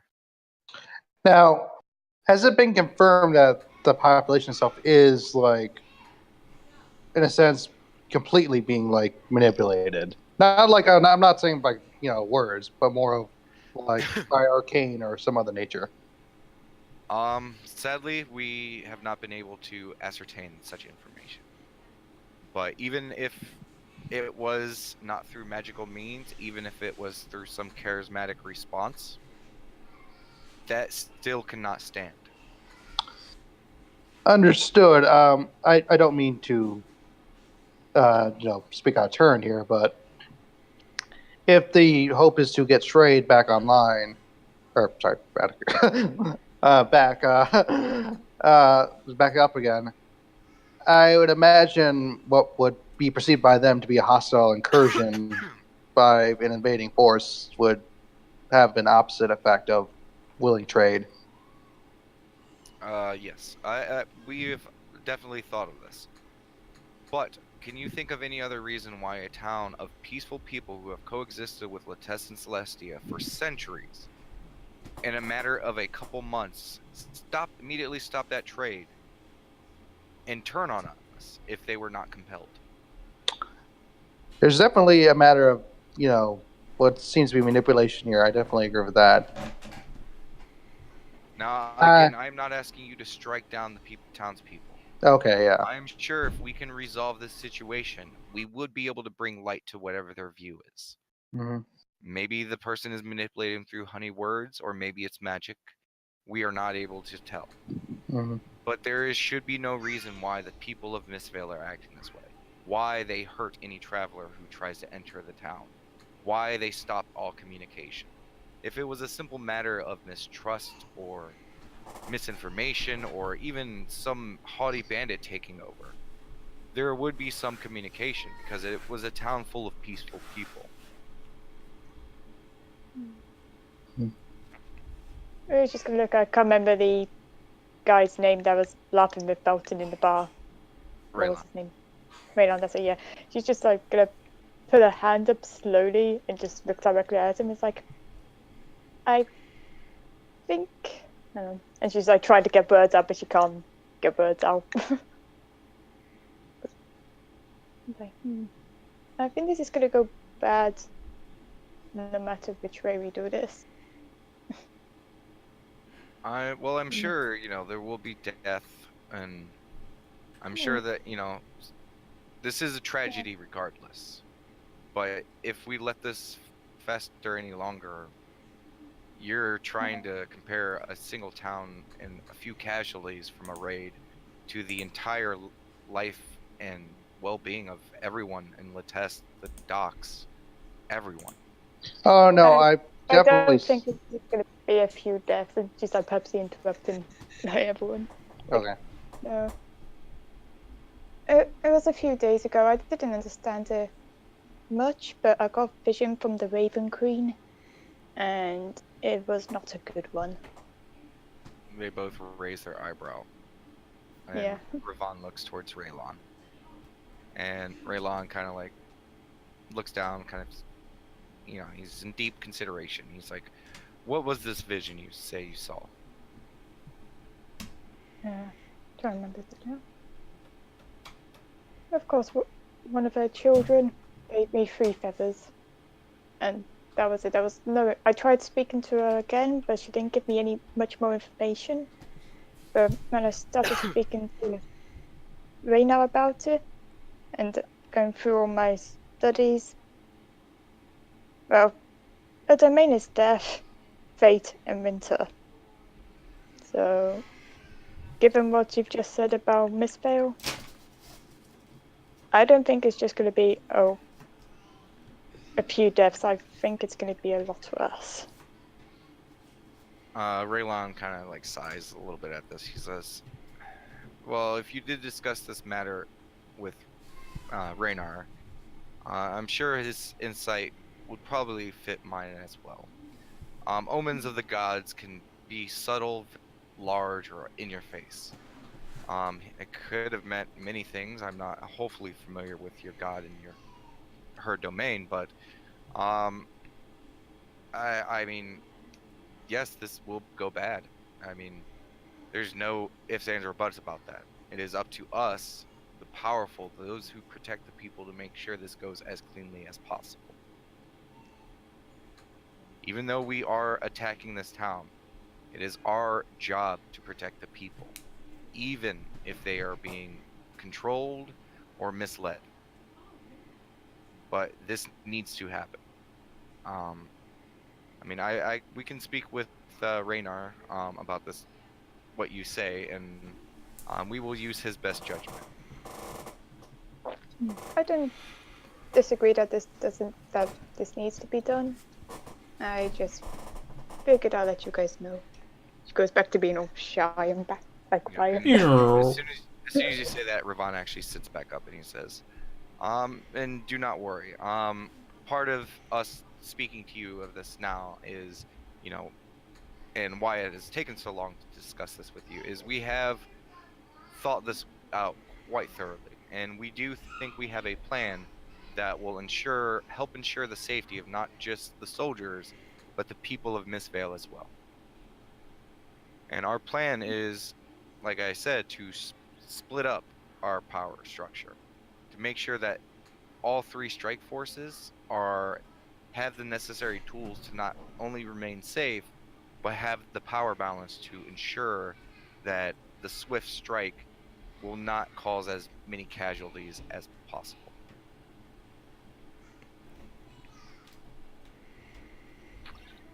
Just nods.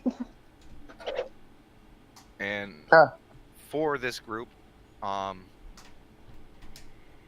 we do have a limited resource currently of the materials to create potions, and our stock of potions that at the ready are very limited.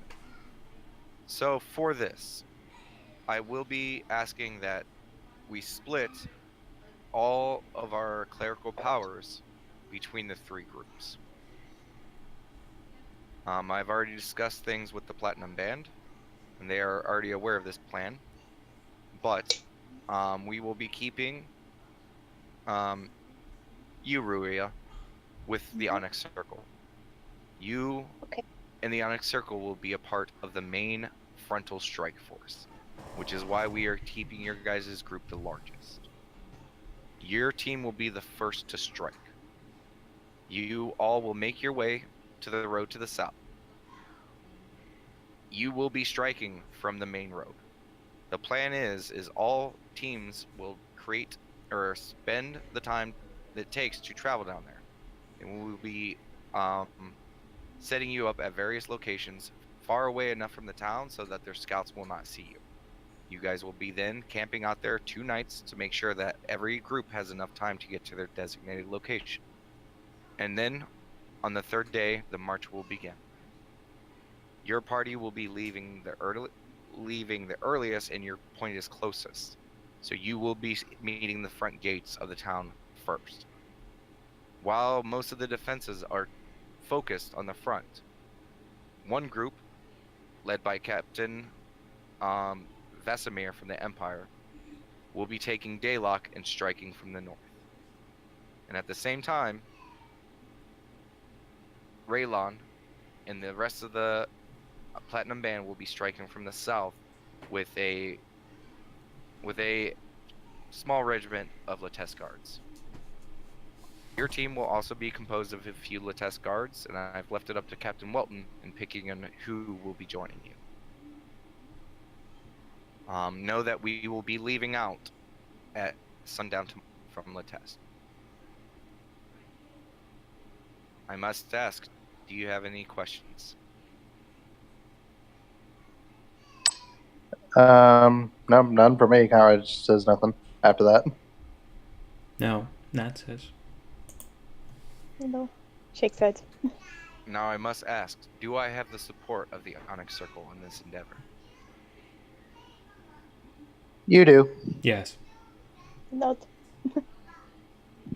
Sin sighs and he's like, yeah, I guess. Okay. Well, for now, I will end this meeting by briefing you all with the strategy and the points and everything. And he begins to pull out a map of Elois, and this is where we will go out of RP terms and go straight into me explaining what the plan is. In just our speech, so it's really easy to fucking figure out. Okay, so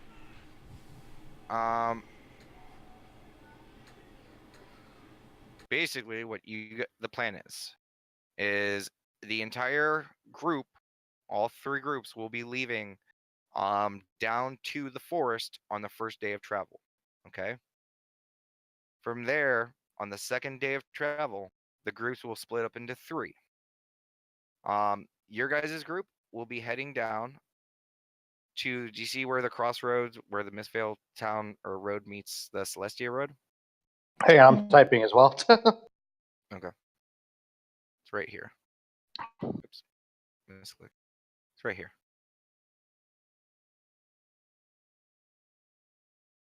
Okay. You guys all see it? Yeah. Basically, your group will be coming down to here and making camp a little bit south of the cross. Gotcha. Okay. Captain, the Imperial Captain and Daylock's group will be making their way up north. This is actually the largest group of people, and it's mostly comprised of Imperial soldiers. I thought we were the largest group. No, you guys are the largest, like, power group. Oh, okay. Physically, like, how many people there are, the North group is the most people. But power-wise, like, your guys is probably the larger group. Gotcha. Yeah. And they will be attacking from the north. And the other group will be traveling with you guys from the separation point to here, where you guys will break off, where they will continue along the road for a little bit more, and then kind of break south and use an extra day of travel to loop around to the southern part of Mistvale. So then, after the next day of travel, basically once you guys are at camp, that first night you guys are going to be setting up camp. The North group and your group will basically have that day to basically, like, get to your point, set up camp. Next day you guys will just stay there while the other group to the south has time to make their way to their point. Then all 3 groups will camp that second night, and then that next day you guys will attack. So we're basically attacking from the north, east, and south. Yes. Okay.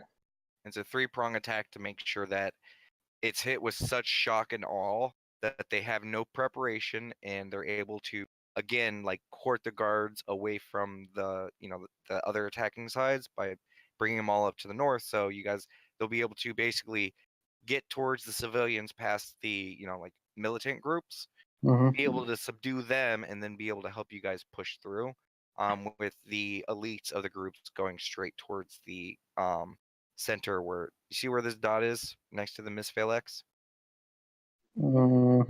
That's basically representing the tunnel that goes into the mountain. Gotcha. So the elite groups will move forward, and the soldiers will help detain the townspeople. So make sure that you guys aren't, attacked from behind. Yep.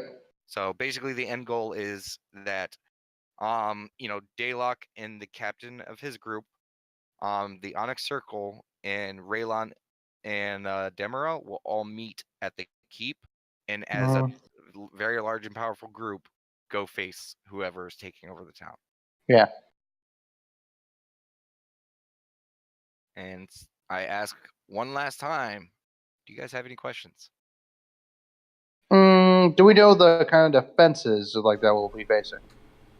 Defenses is mostly they did have guard in Mistvale. Pretty basic. There are a few arcane casters within Mistvale who helped kind of keep the forest in the area kind of safe for people. Mostly druidic magic. But mostly the defense of the town is the dense foliage around it. Because the walls around the city are kind of intertwined with the foliage, so it makes like really strong walls, and that's why it doesn't need like a huge army to protect itself. So mostly what you guys will probably be facing is generic armored guards, townspeople who have been armed, and a few druids and other spellcasters, but not too many. For the most part, with this plan, Raylon and Ravan are, because of what you guys are facing, they're hopeful that the only challenge will be whoever is controlling the village. And our job is to kill them after that, once we find them? Capture them or kill them. Okay. If you are able to capture them, that's perfectly fine. But like they are not concerned if you kill them, just in case it is a charm spell. They're hoping that if you kill the person, it will end. Gotcha. But they would like information first. So if you can keep them alive to question them, kudos. But if you have to kill them, they're not going to be completely destroyed over that. Mm-hmm. Okay.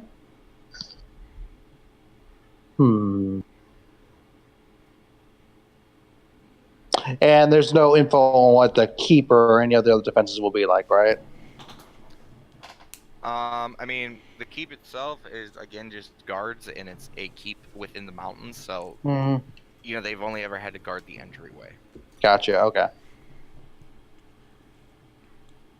Yeah, usually it was Celestia and like some people from Latesse guards who would basically guard Misfail, but they were all kicked out. Yeah. So that's the other thing that because I'm assuming you're asking these questions to Raylon and Ravon to in the brief. Basically they explain to you that's the other part that also makes it stand out is because Misfail really doesn't have an army. So for them to kick out the people who were protecting them also kind of adds to why this situation makes them feel like they're being compelled. Yeah. Is because why would the townspeople give up their protection to risk their lives for some new entity? It would also mean that entity is potentially really powerful. This is true. That's why the best of the best are going to meet their way at the keep and face it all together. Mm-hmm. Yeah. Just for the question, Finn. Just for say the Onyx Circle group, and you said there was a couple of guards joining in that group as well. In total, how many people are there in the one group? So which group? Just like our specific group. Okay, with you guys. Yeah. You guys are going to be told by Welton who is going with you. But like, they don't know like how many. They do not know. Okay. Basically, your guys' group is, because Welton still has to pick like the best of the best and the most, the best choices to see who is going on this mission. You guys are being notified about this mission before they are, because everyone's trying to keep this information on tight lock, so they're only telling the people like immediately. So Welton has to go and make sure that all the guards that he wants for this detail are like they're not sick, all this other stuff. So he does not know what that list is, but they're assuming your group may have about 10 guards. Okay. A lot of people to keep alive. Yep. Yep.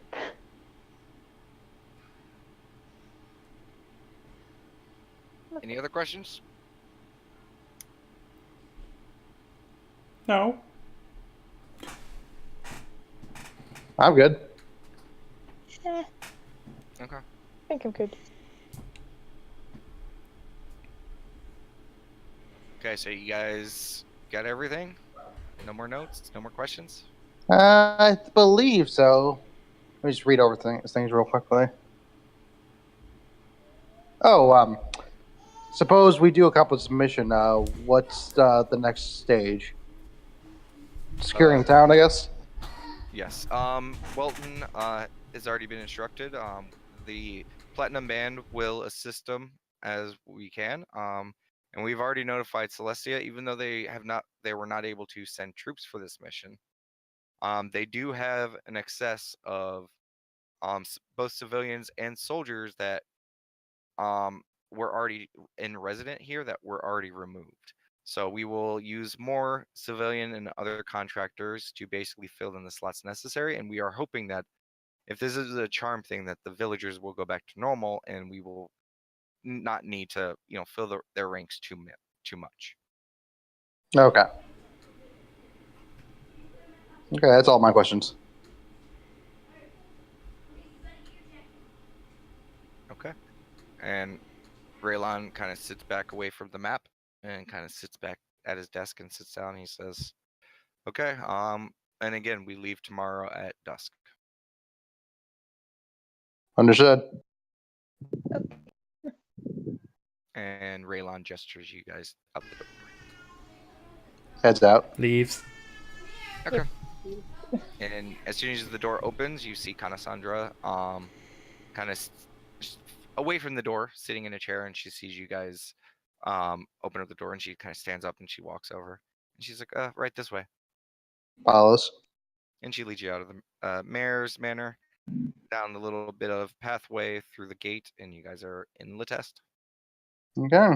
And Kanasandra looks towards you, Conrad, and kind of smiles and blushes, and she says, "Well, have a good evening." And she heads towards the guardhouse. Mm-hmm. And I guess well, we gotta go tell Demo stories now.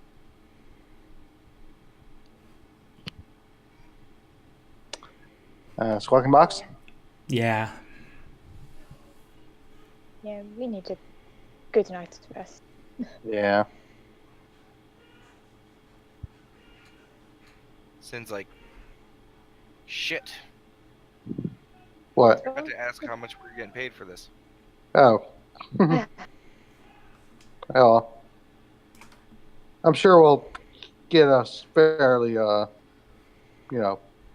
decent reward. Sin grabs his chin beard and he's like, Hey, now that you mention it, I mean, we took down a resident, or a small little rebellion, and we got, so if we take down a city, and he's just, a small evil grin goes across his face, and he begins to start walking towards the squawking box. Yep, starts walking.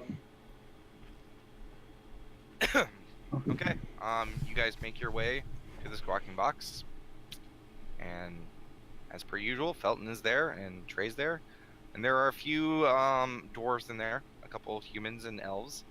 It looks like people are having a late lunch. They mostly seem like miners. Speaking of, Connor's order lunch for Damasaries. Okay. Alright, and he's gonna head up to the room. Same. Following suit. Okay, just give me one quick second. Yep. So I want to have this ready for you when it's.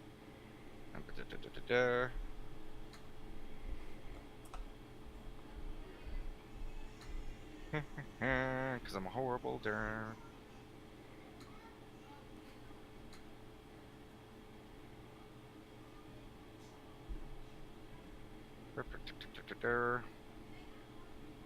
Last minute DMing.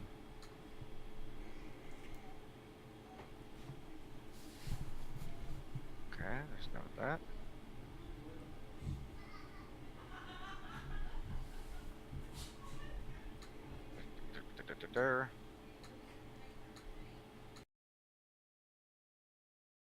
Yeah, okay.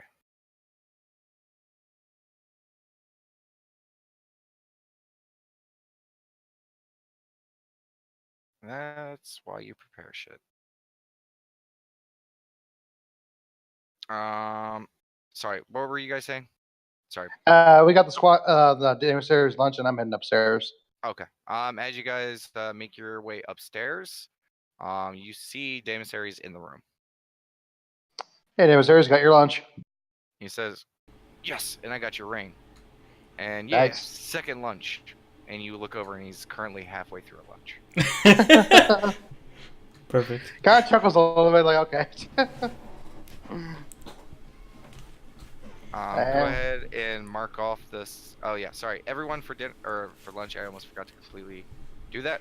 2 silver for lunch. Conrad, go ahead and mark off an additional 2 silver for lunch. Yeah. Sorry, a lot of information is being transferred today. So a little catch up. And I just sent you the stats for your ring as Damasaries hand you the ring. Yep. Oh, by the way, I just remembered. Gotta get rid of that. Conrad savings thing. Oh. Fixed. I mean, you can leave it on there. Oh yeah, no, I would get rid of the value part of it. Yeah. Yeah. Did so. That way, All right. if you do it again, saves the trouble. Exactly. Okay. Awesome. So get a good look at that item. Yeah, actually, I'm gonna pull it up now.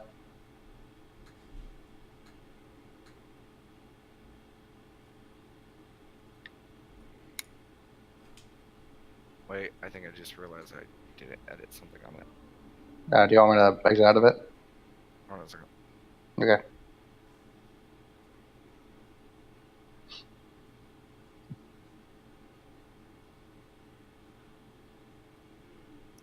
Boop. Resend.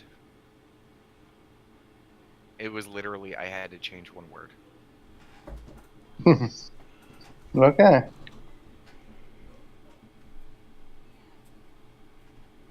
So do you slide on the ring? I do. Okay.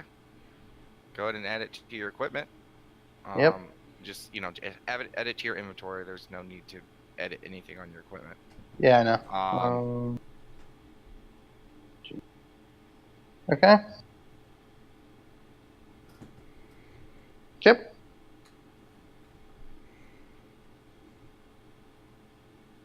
Okay, so you have the ring on, and Damasaris is currently eating his second lunch. He's kind of double fisting it, like he has he has a spoon in one hand and a fork in the other, and he's just attacking both of his plates at once. And with a very stuffed mouth, you hear, "Are you going to try it out?" I didn't hear what he said. What did you say, Damasaris? He swallows. Are you gonna try it out? Yeah, sure, why not? Comrade tries it out. Okay, well, what do you do? So what I'm gonna do is actually now. Nat watches. Comrade's gonna pull out one of his swords and try to will it. Okay. You pull out your sword, and you focus on the ring. And immediately, that little nugget that's inside of you, it starts to burn. Oh. And you can feel it almost feeding off on the ring as the heat almost disappears from the ring. And it gets almost absorbed into you, and then with a flash, you feel the energy leave the nugget back into your hand, and your sword bursts into flame. Oh wow! Turns it off. Takes you a second because you're like, ah. Yeah, exactly. Actually, no. It probably like, ah. And then you immediately put it out on accident. It's like, oh shit, wait. That's hot. Yeah. Then Conrad's gonna try out with his bow this time to see like what happens exactly. Okay. As you hold out your bow, nothing really happens. But then you put an arrow in, and you pull it back, and as soon as you start to pull back and you focus, the arrow lights on fire. God, that's badass. I just poke Nat on the shoulder and just say, "Fucking Nat." Stop it. And Damasaris looks over. He's like, "Don't be jealous." Nah, I'm not jealous. I know you're not, because I saw what you were doing during the winter break. So why don't you show it off? Oh. Oh. I don't know what you mean. He's kind of staring at you. Just like, gotta do an inside check on that. Yeah, I was about to say. Sure, go ahead. Yay. Yay. Yeah, Damasaris one day during the break got bored and tried to spy on you guys. He rolled really well on his stealth checks. Nice. Nice. Dang it! Oh wow. Oh wow! Wow. I still beat you. Conrad's like too enamored with his bow. He's like, God damn, it's badass. One of the people in the party with the most bluff against one of the people with the most insight. Like, oh, it's such titan of numbers, a 35 and a 30, and it's just like, oh, such an epic struggle. But she's obviously hiding something. You get something shiny? I just look. Just give it like bit of a smile on her face, like, come on, tell us. And Sin actually kind of walks up and smiles at you, Rhea.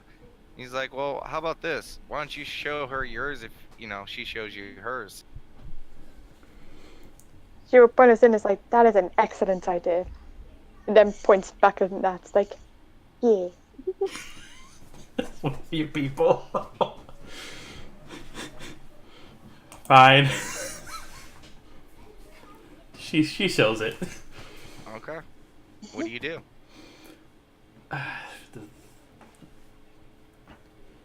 Is it referring to which thing? I'm trying to tell which thing you're referring to. What you were practicing on your break. Oh, I just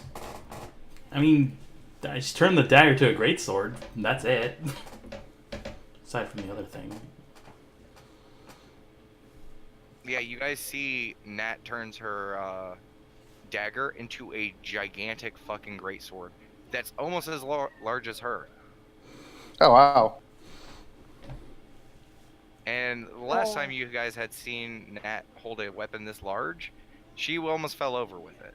Yeah, so is she like holding it like? She's holding it perfectly fine. Oh. Do you swing it around or anything? Yeah. She, with a quick flourish, cuts through the air with this large sword. She seems very proficient with it. That is amazing. I have to do like a bit of a clap. Wow, that's impressive. And Damon Series is like, and do the other thing. It looks really cool when you do the other thing. Oh. Okay, I use second wind. I think if that's what you're referring to. Oh no, he was talking about. When he saw you do it, it was on fire. Oh yeah. Now we'll do arcing fire into you know. Yeah. Immediately, you guys watch as the great sword catches on fire. Conrad, I need you to make me a will check. Okay, what would that be? A will check, you said? Yeah. Okay, I have an 18 will. Or wisdom. Okay, yeah, I was like, Sorry. Okay, it shocks you. You've seen this before, Conrad. how so? It was, that quiet, afternoon when you guys left outside of town with, Melanodius and... Oh, okay, yeah. Yeah, you remember seeing a giant flaming greatsword before. And it shocks you, just the sight of it, but you pause and you shake it off, you're like, that's really fucking cool. Yeah. So now we have 2 people with burning weapons. You match? Aren't weapons great? And Damasaries looks at you, and she's like, okay, she showed her, so what do you got? I thought you trying to think of which one to do for this. Show it.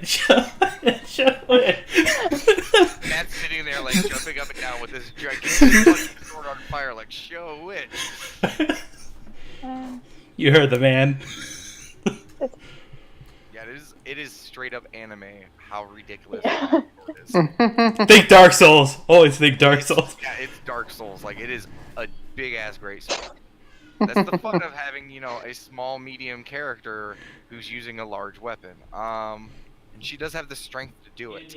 Yeah. What's to say? I want to have a quick look around the room to look for...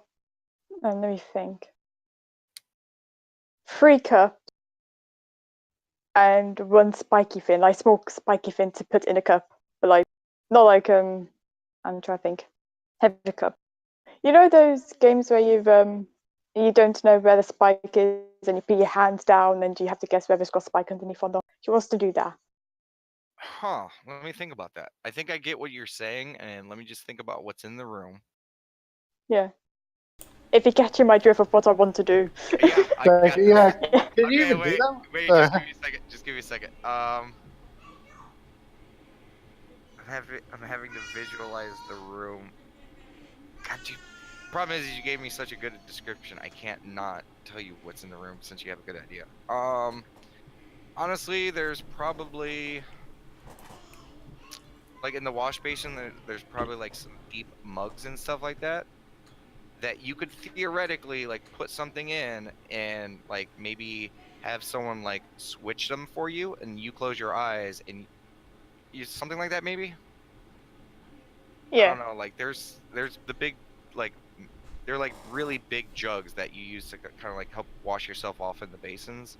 Like you probably something like that maybe. Yeah, As it's like far I as was. I can't think of Okay. anything bad to put in it though. What do I think? Oh, I had caltrops. I mean, depending on how extreme you want to get, I got a few ideas. Wait, what's you Yeah, trying I'm to do? basically going for like. Um, Yeah, I'm going for like the extreme version you see on like YouTube, and it's all messy. oh, Well, they're just magic programs. I like those. You know, I'm trying to think. I don't know, can Sin like make stuff small? That's the only thing I can think of, and then have like a tiny dagger. oh or wait, yeah, something. Sin's with you. Oh my gosh, Yeah. I'm stupid. Okay. Sin is okay. You whisper into Sin's ear and you tell him what your plan is, and Sin snaps his fingers, and there are 2 boxes on the table.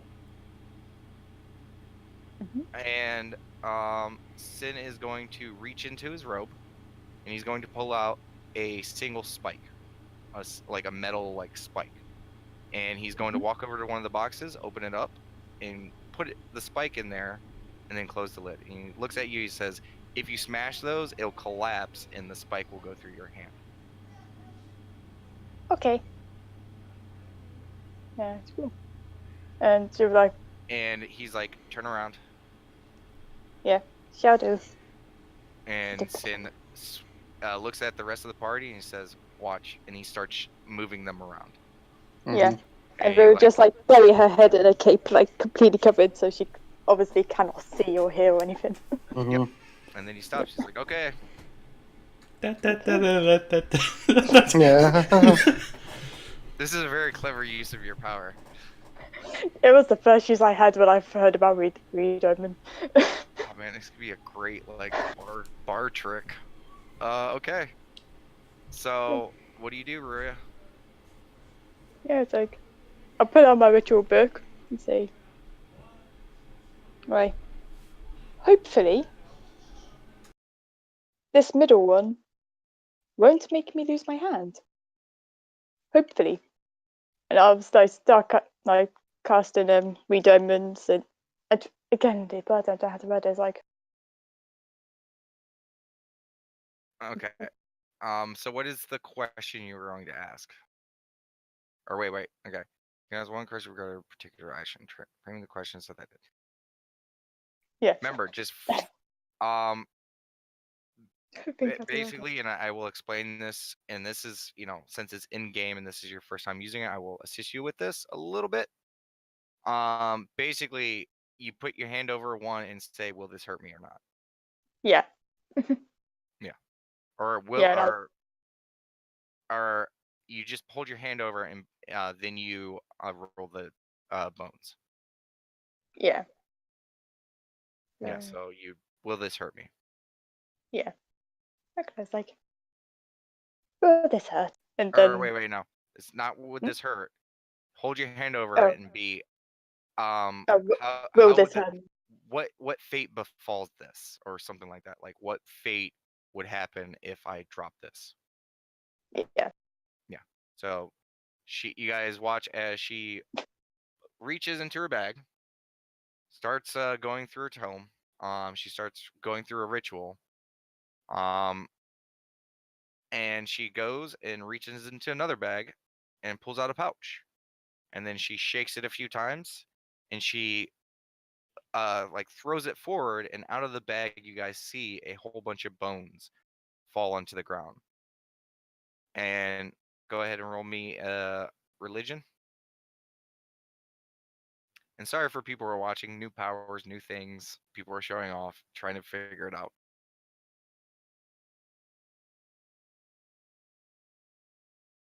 And 18. Okay, with your hand over the left box, you look at the bones and you think about it, and you read the signs and the runes on them, and you get whoa.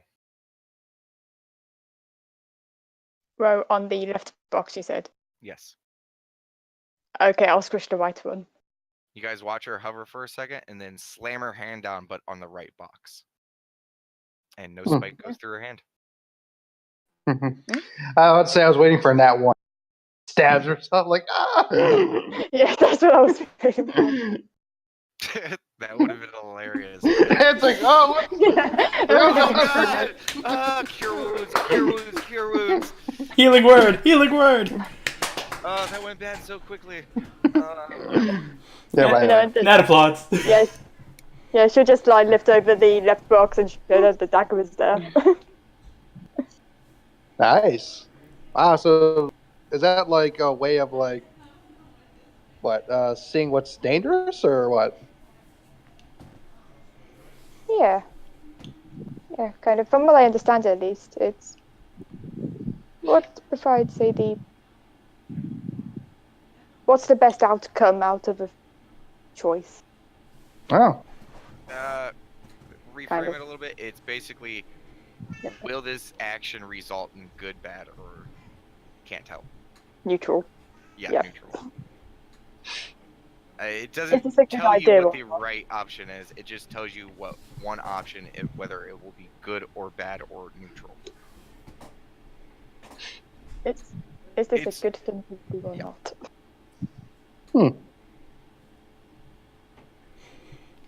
It's good when you have a few options. Not great if you have like 50 options. Fair. Yeah. Oh, that's cool. She Did just, you like, learn a anything big new, Sin? person. Oh, I learned plenty. Mm. He just walks over to his desk and sits down. What about you, big guy? Alright, looks at him, sirs. Oh, I mean, you know, nothing as cool as what you guys can do. I mean, you know. Show it. Show it. No, I mean, there's really, really nothing to show. You know, you guys have, you know, cool stuff. I just gotta hit things. But hitting things is great. That points to the weapon she has. Yeah. He just rolled a natural 1. It clearly, he's lying through his fucking teeth. Okay. He has something new. Oh, come on, Dan Series, don't be so. Just show us. Oh, I mean, you know, I just don't want to follow up from what you guys did. Why? You're afraid it'll blow us out of the water? No, you know, you guys probably, you guys probably don't, you know, you guys got cool stuff, so yeah. Is he downplaying? Out of character, is he downplaying it? Roll an insight. Yeah. Yeah, just go like, you have skills in what you do? I mean, I can't lift your sword. And we have He has skills a in what you hammer. Yeah. do. Oh, hammer. Yeah, that's what I mean. Yeah. I mean, he's not really downplaying it. Okay. All right, that's fine. It definitely seems like he has something.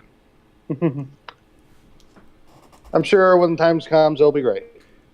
Yeah, I mean, it's just, you know, some things I do, I can't just like show it off like you guys do.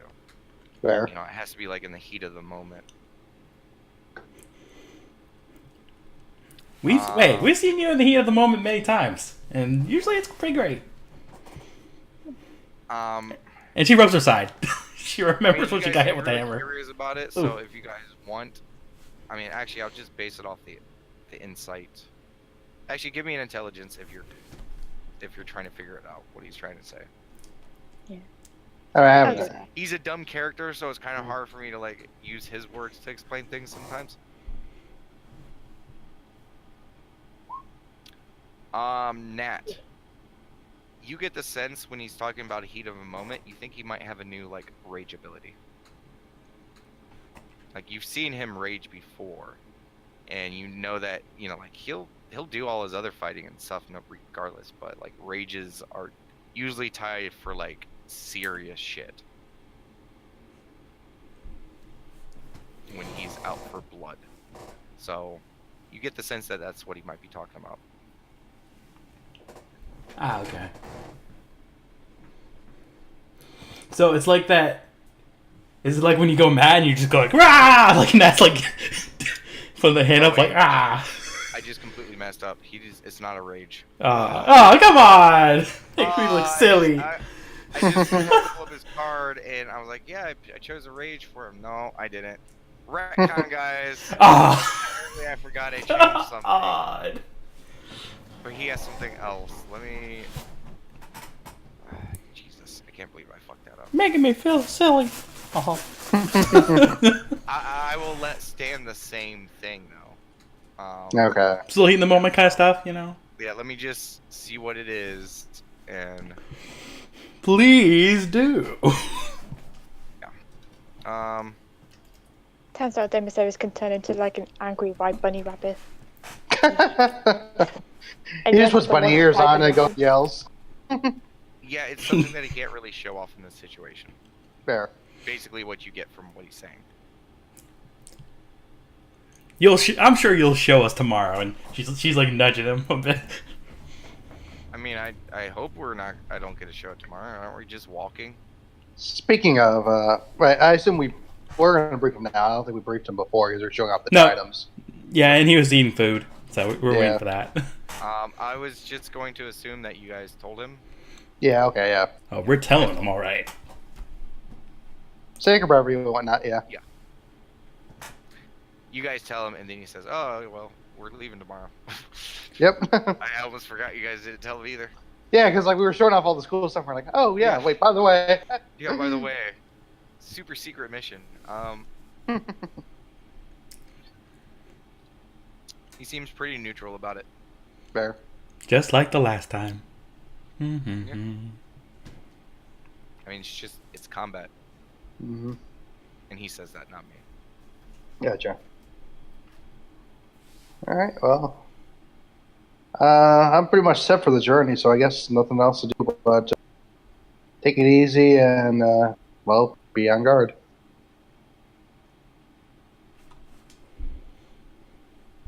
And Damon Stairs is like, 1, 2, 3, not it.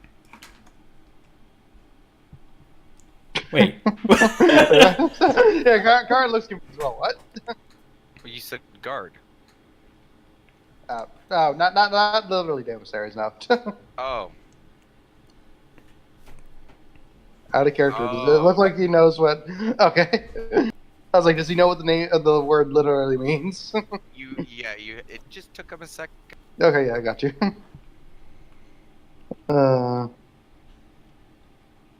Alright.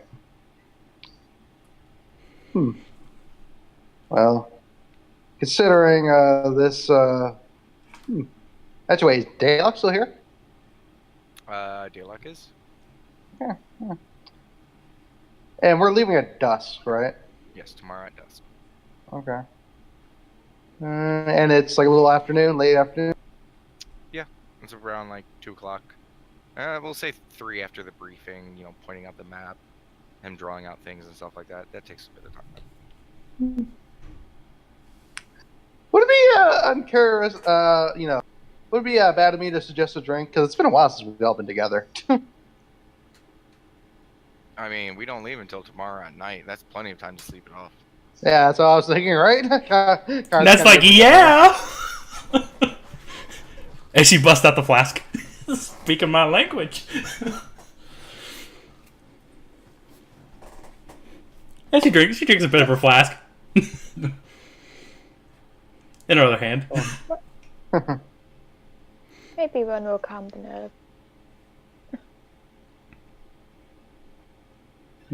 Actually, wait, what'd she say? Oh, having one drink calms the nerves and stuff. Okay, yeah. Yeah. Yeah, so Kara's like suggests they go down to the bar. Or bring something up, whatever they prefer. I mean, Damus Aries is willing to bring some stuff up and have like one last like party with the group. Yeah, no, definitely down with that. Yeah. Yeah, I have been, having trouble sleeping during some days, but I hope, tonight isn't going to be one of those nights. Mm-hmm. All right. I assume they get ready for the party then. Yep. Daemis goes down and places an order for 2 cakes to be brought up. And when he's down there are a few dwarves and stuff about. And a few of the miners and stuff like that, and Daemis gets chatting them up and stuff like that. He recognizes a few of them as some of the blacksmiths and that work in the mines, and he invites them as well up to the party. Okay. He seems to have taken a liking to dwarves.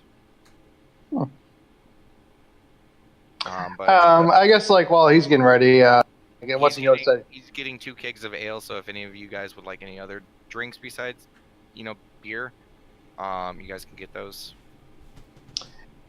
Yeah, I was gonna say I'll just get a pitcher of water. I was gonna see if Payne wants to join in, just for just since we're inviting other people. She would be more than happy to join you. Oh, there you go. And getting her drunk just to take advantage of her. Oh. And she slaps you on your tail, or slaps you on the ass with her tail. I guess that still works. She slaps you on the tail. And yeah.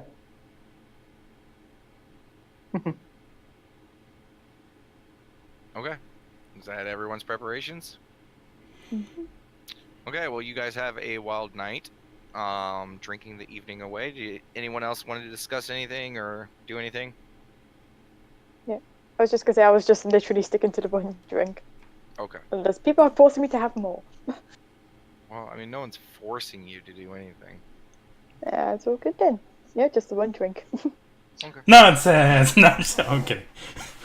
Sin does not drink at all. He kind of stays in his corner. Mhm. Eventually, prestidigitations him some earmuffs and tries to keep to himself. Like the really nerdy kid at in those college movies where the one's trying to study and close his ears while the other one's partying. It's kind of like that for Sin right now. Fair enough. Because they all go up to Sin, just go around his shoulder and just say thanks. And just walk off. He pulls his headphones off. Did you say something?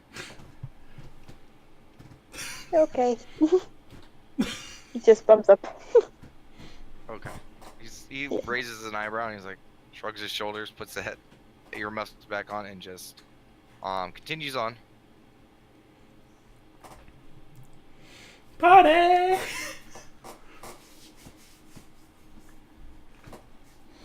And of course, as always, Nat's going hard. Okay. You guys continue to drink. Conrad, how much are you drinking? He's not gonna get wasted. He's gonna get drunk. Okay. Daemis is getting fucking wasted. Him and the dwarves try to egg you on to get more drunk. Conrad. Nah. Okay. He is going to roll the diplomacy, and the dwarves are going to help. Okay. Would it be counter diplomacy? For this one, it's going to be your will. Okay.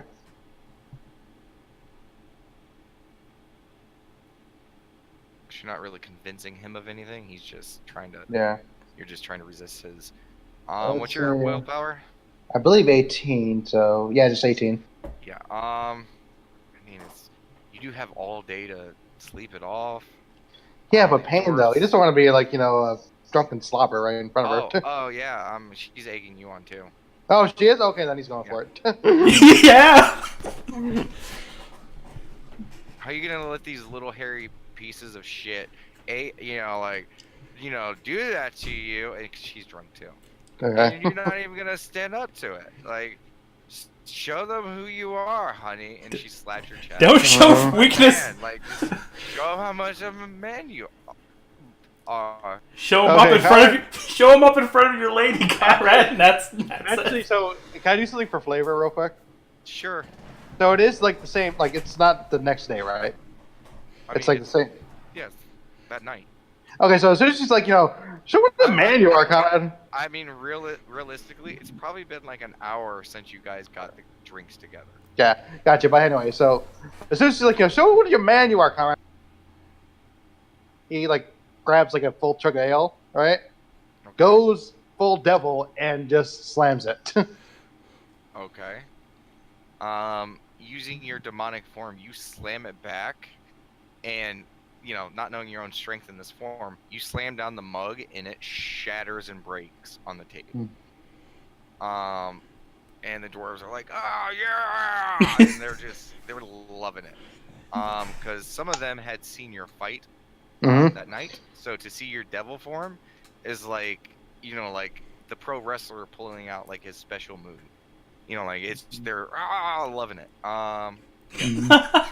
So do you continue to drink after that? Yeah, he also guy goes like man enough for you, and he kisses Pain to kiss. Okay. And then he continues to drink. And as you do that, she's like, "Oh, that's why I love you," and she just takes the kiss. I just imagine it's like very like lovely, even though it's. Okay, and eventually, after Dame Ceres gets drunk enough, he looks towards the group. He's like, "Okay, you guys asked me to, show you this." So I decided I'll do it. And hey dwarves, pull out your swords. Easy. Yeah. Sorry. Yeah, just pull them out. You mean the weapons, or? No.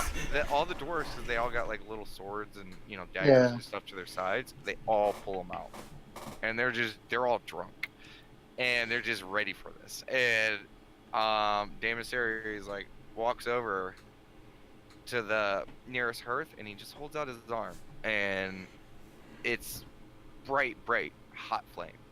He sticks his arm in, and you watch the veins in his muscles all pop, and you see him grit his teeth, and he puts his hand into the flame, and he pulls it out, and there's no burns whatsoever. And then he looks towards the dwarfs, and he's like, "Bring it." And they all like look at him like, "Really?" And he's like, "Yeah, bring it." And they're like, "Are you sure?" And he's like, "Bring it, you fucking bitches." And they all charge at him. All at once, they all try to attempt an attack on Dame Ceres. Mm-hmm. And he takes them all. No attack rolls needed. Just he takes them. And you guys watch as all these swords hit Dame Ceres' skin and do not cut him whatsoever. So they don't pierce like the skin. No. Okay. Oh wow! There you go. And he's just sitting there like, and like he's like looking around, but then he's like calms down for a second, and he's like, "See?" Woo! God, cheers. So does that work when exposed to fire? That says. I mean, he looks over and he points at the fire, and he points at his hand. Okay. Everyone's got something fiery.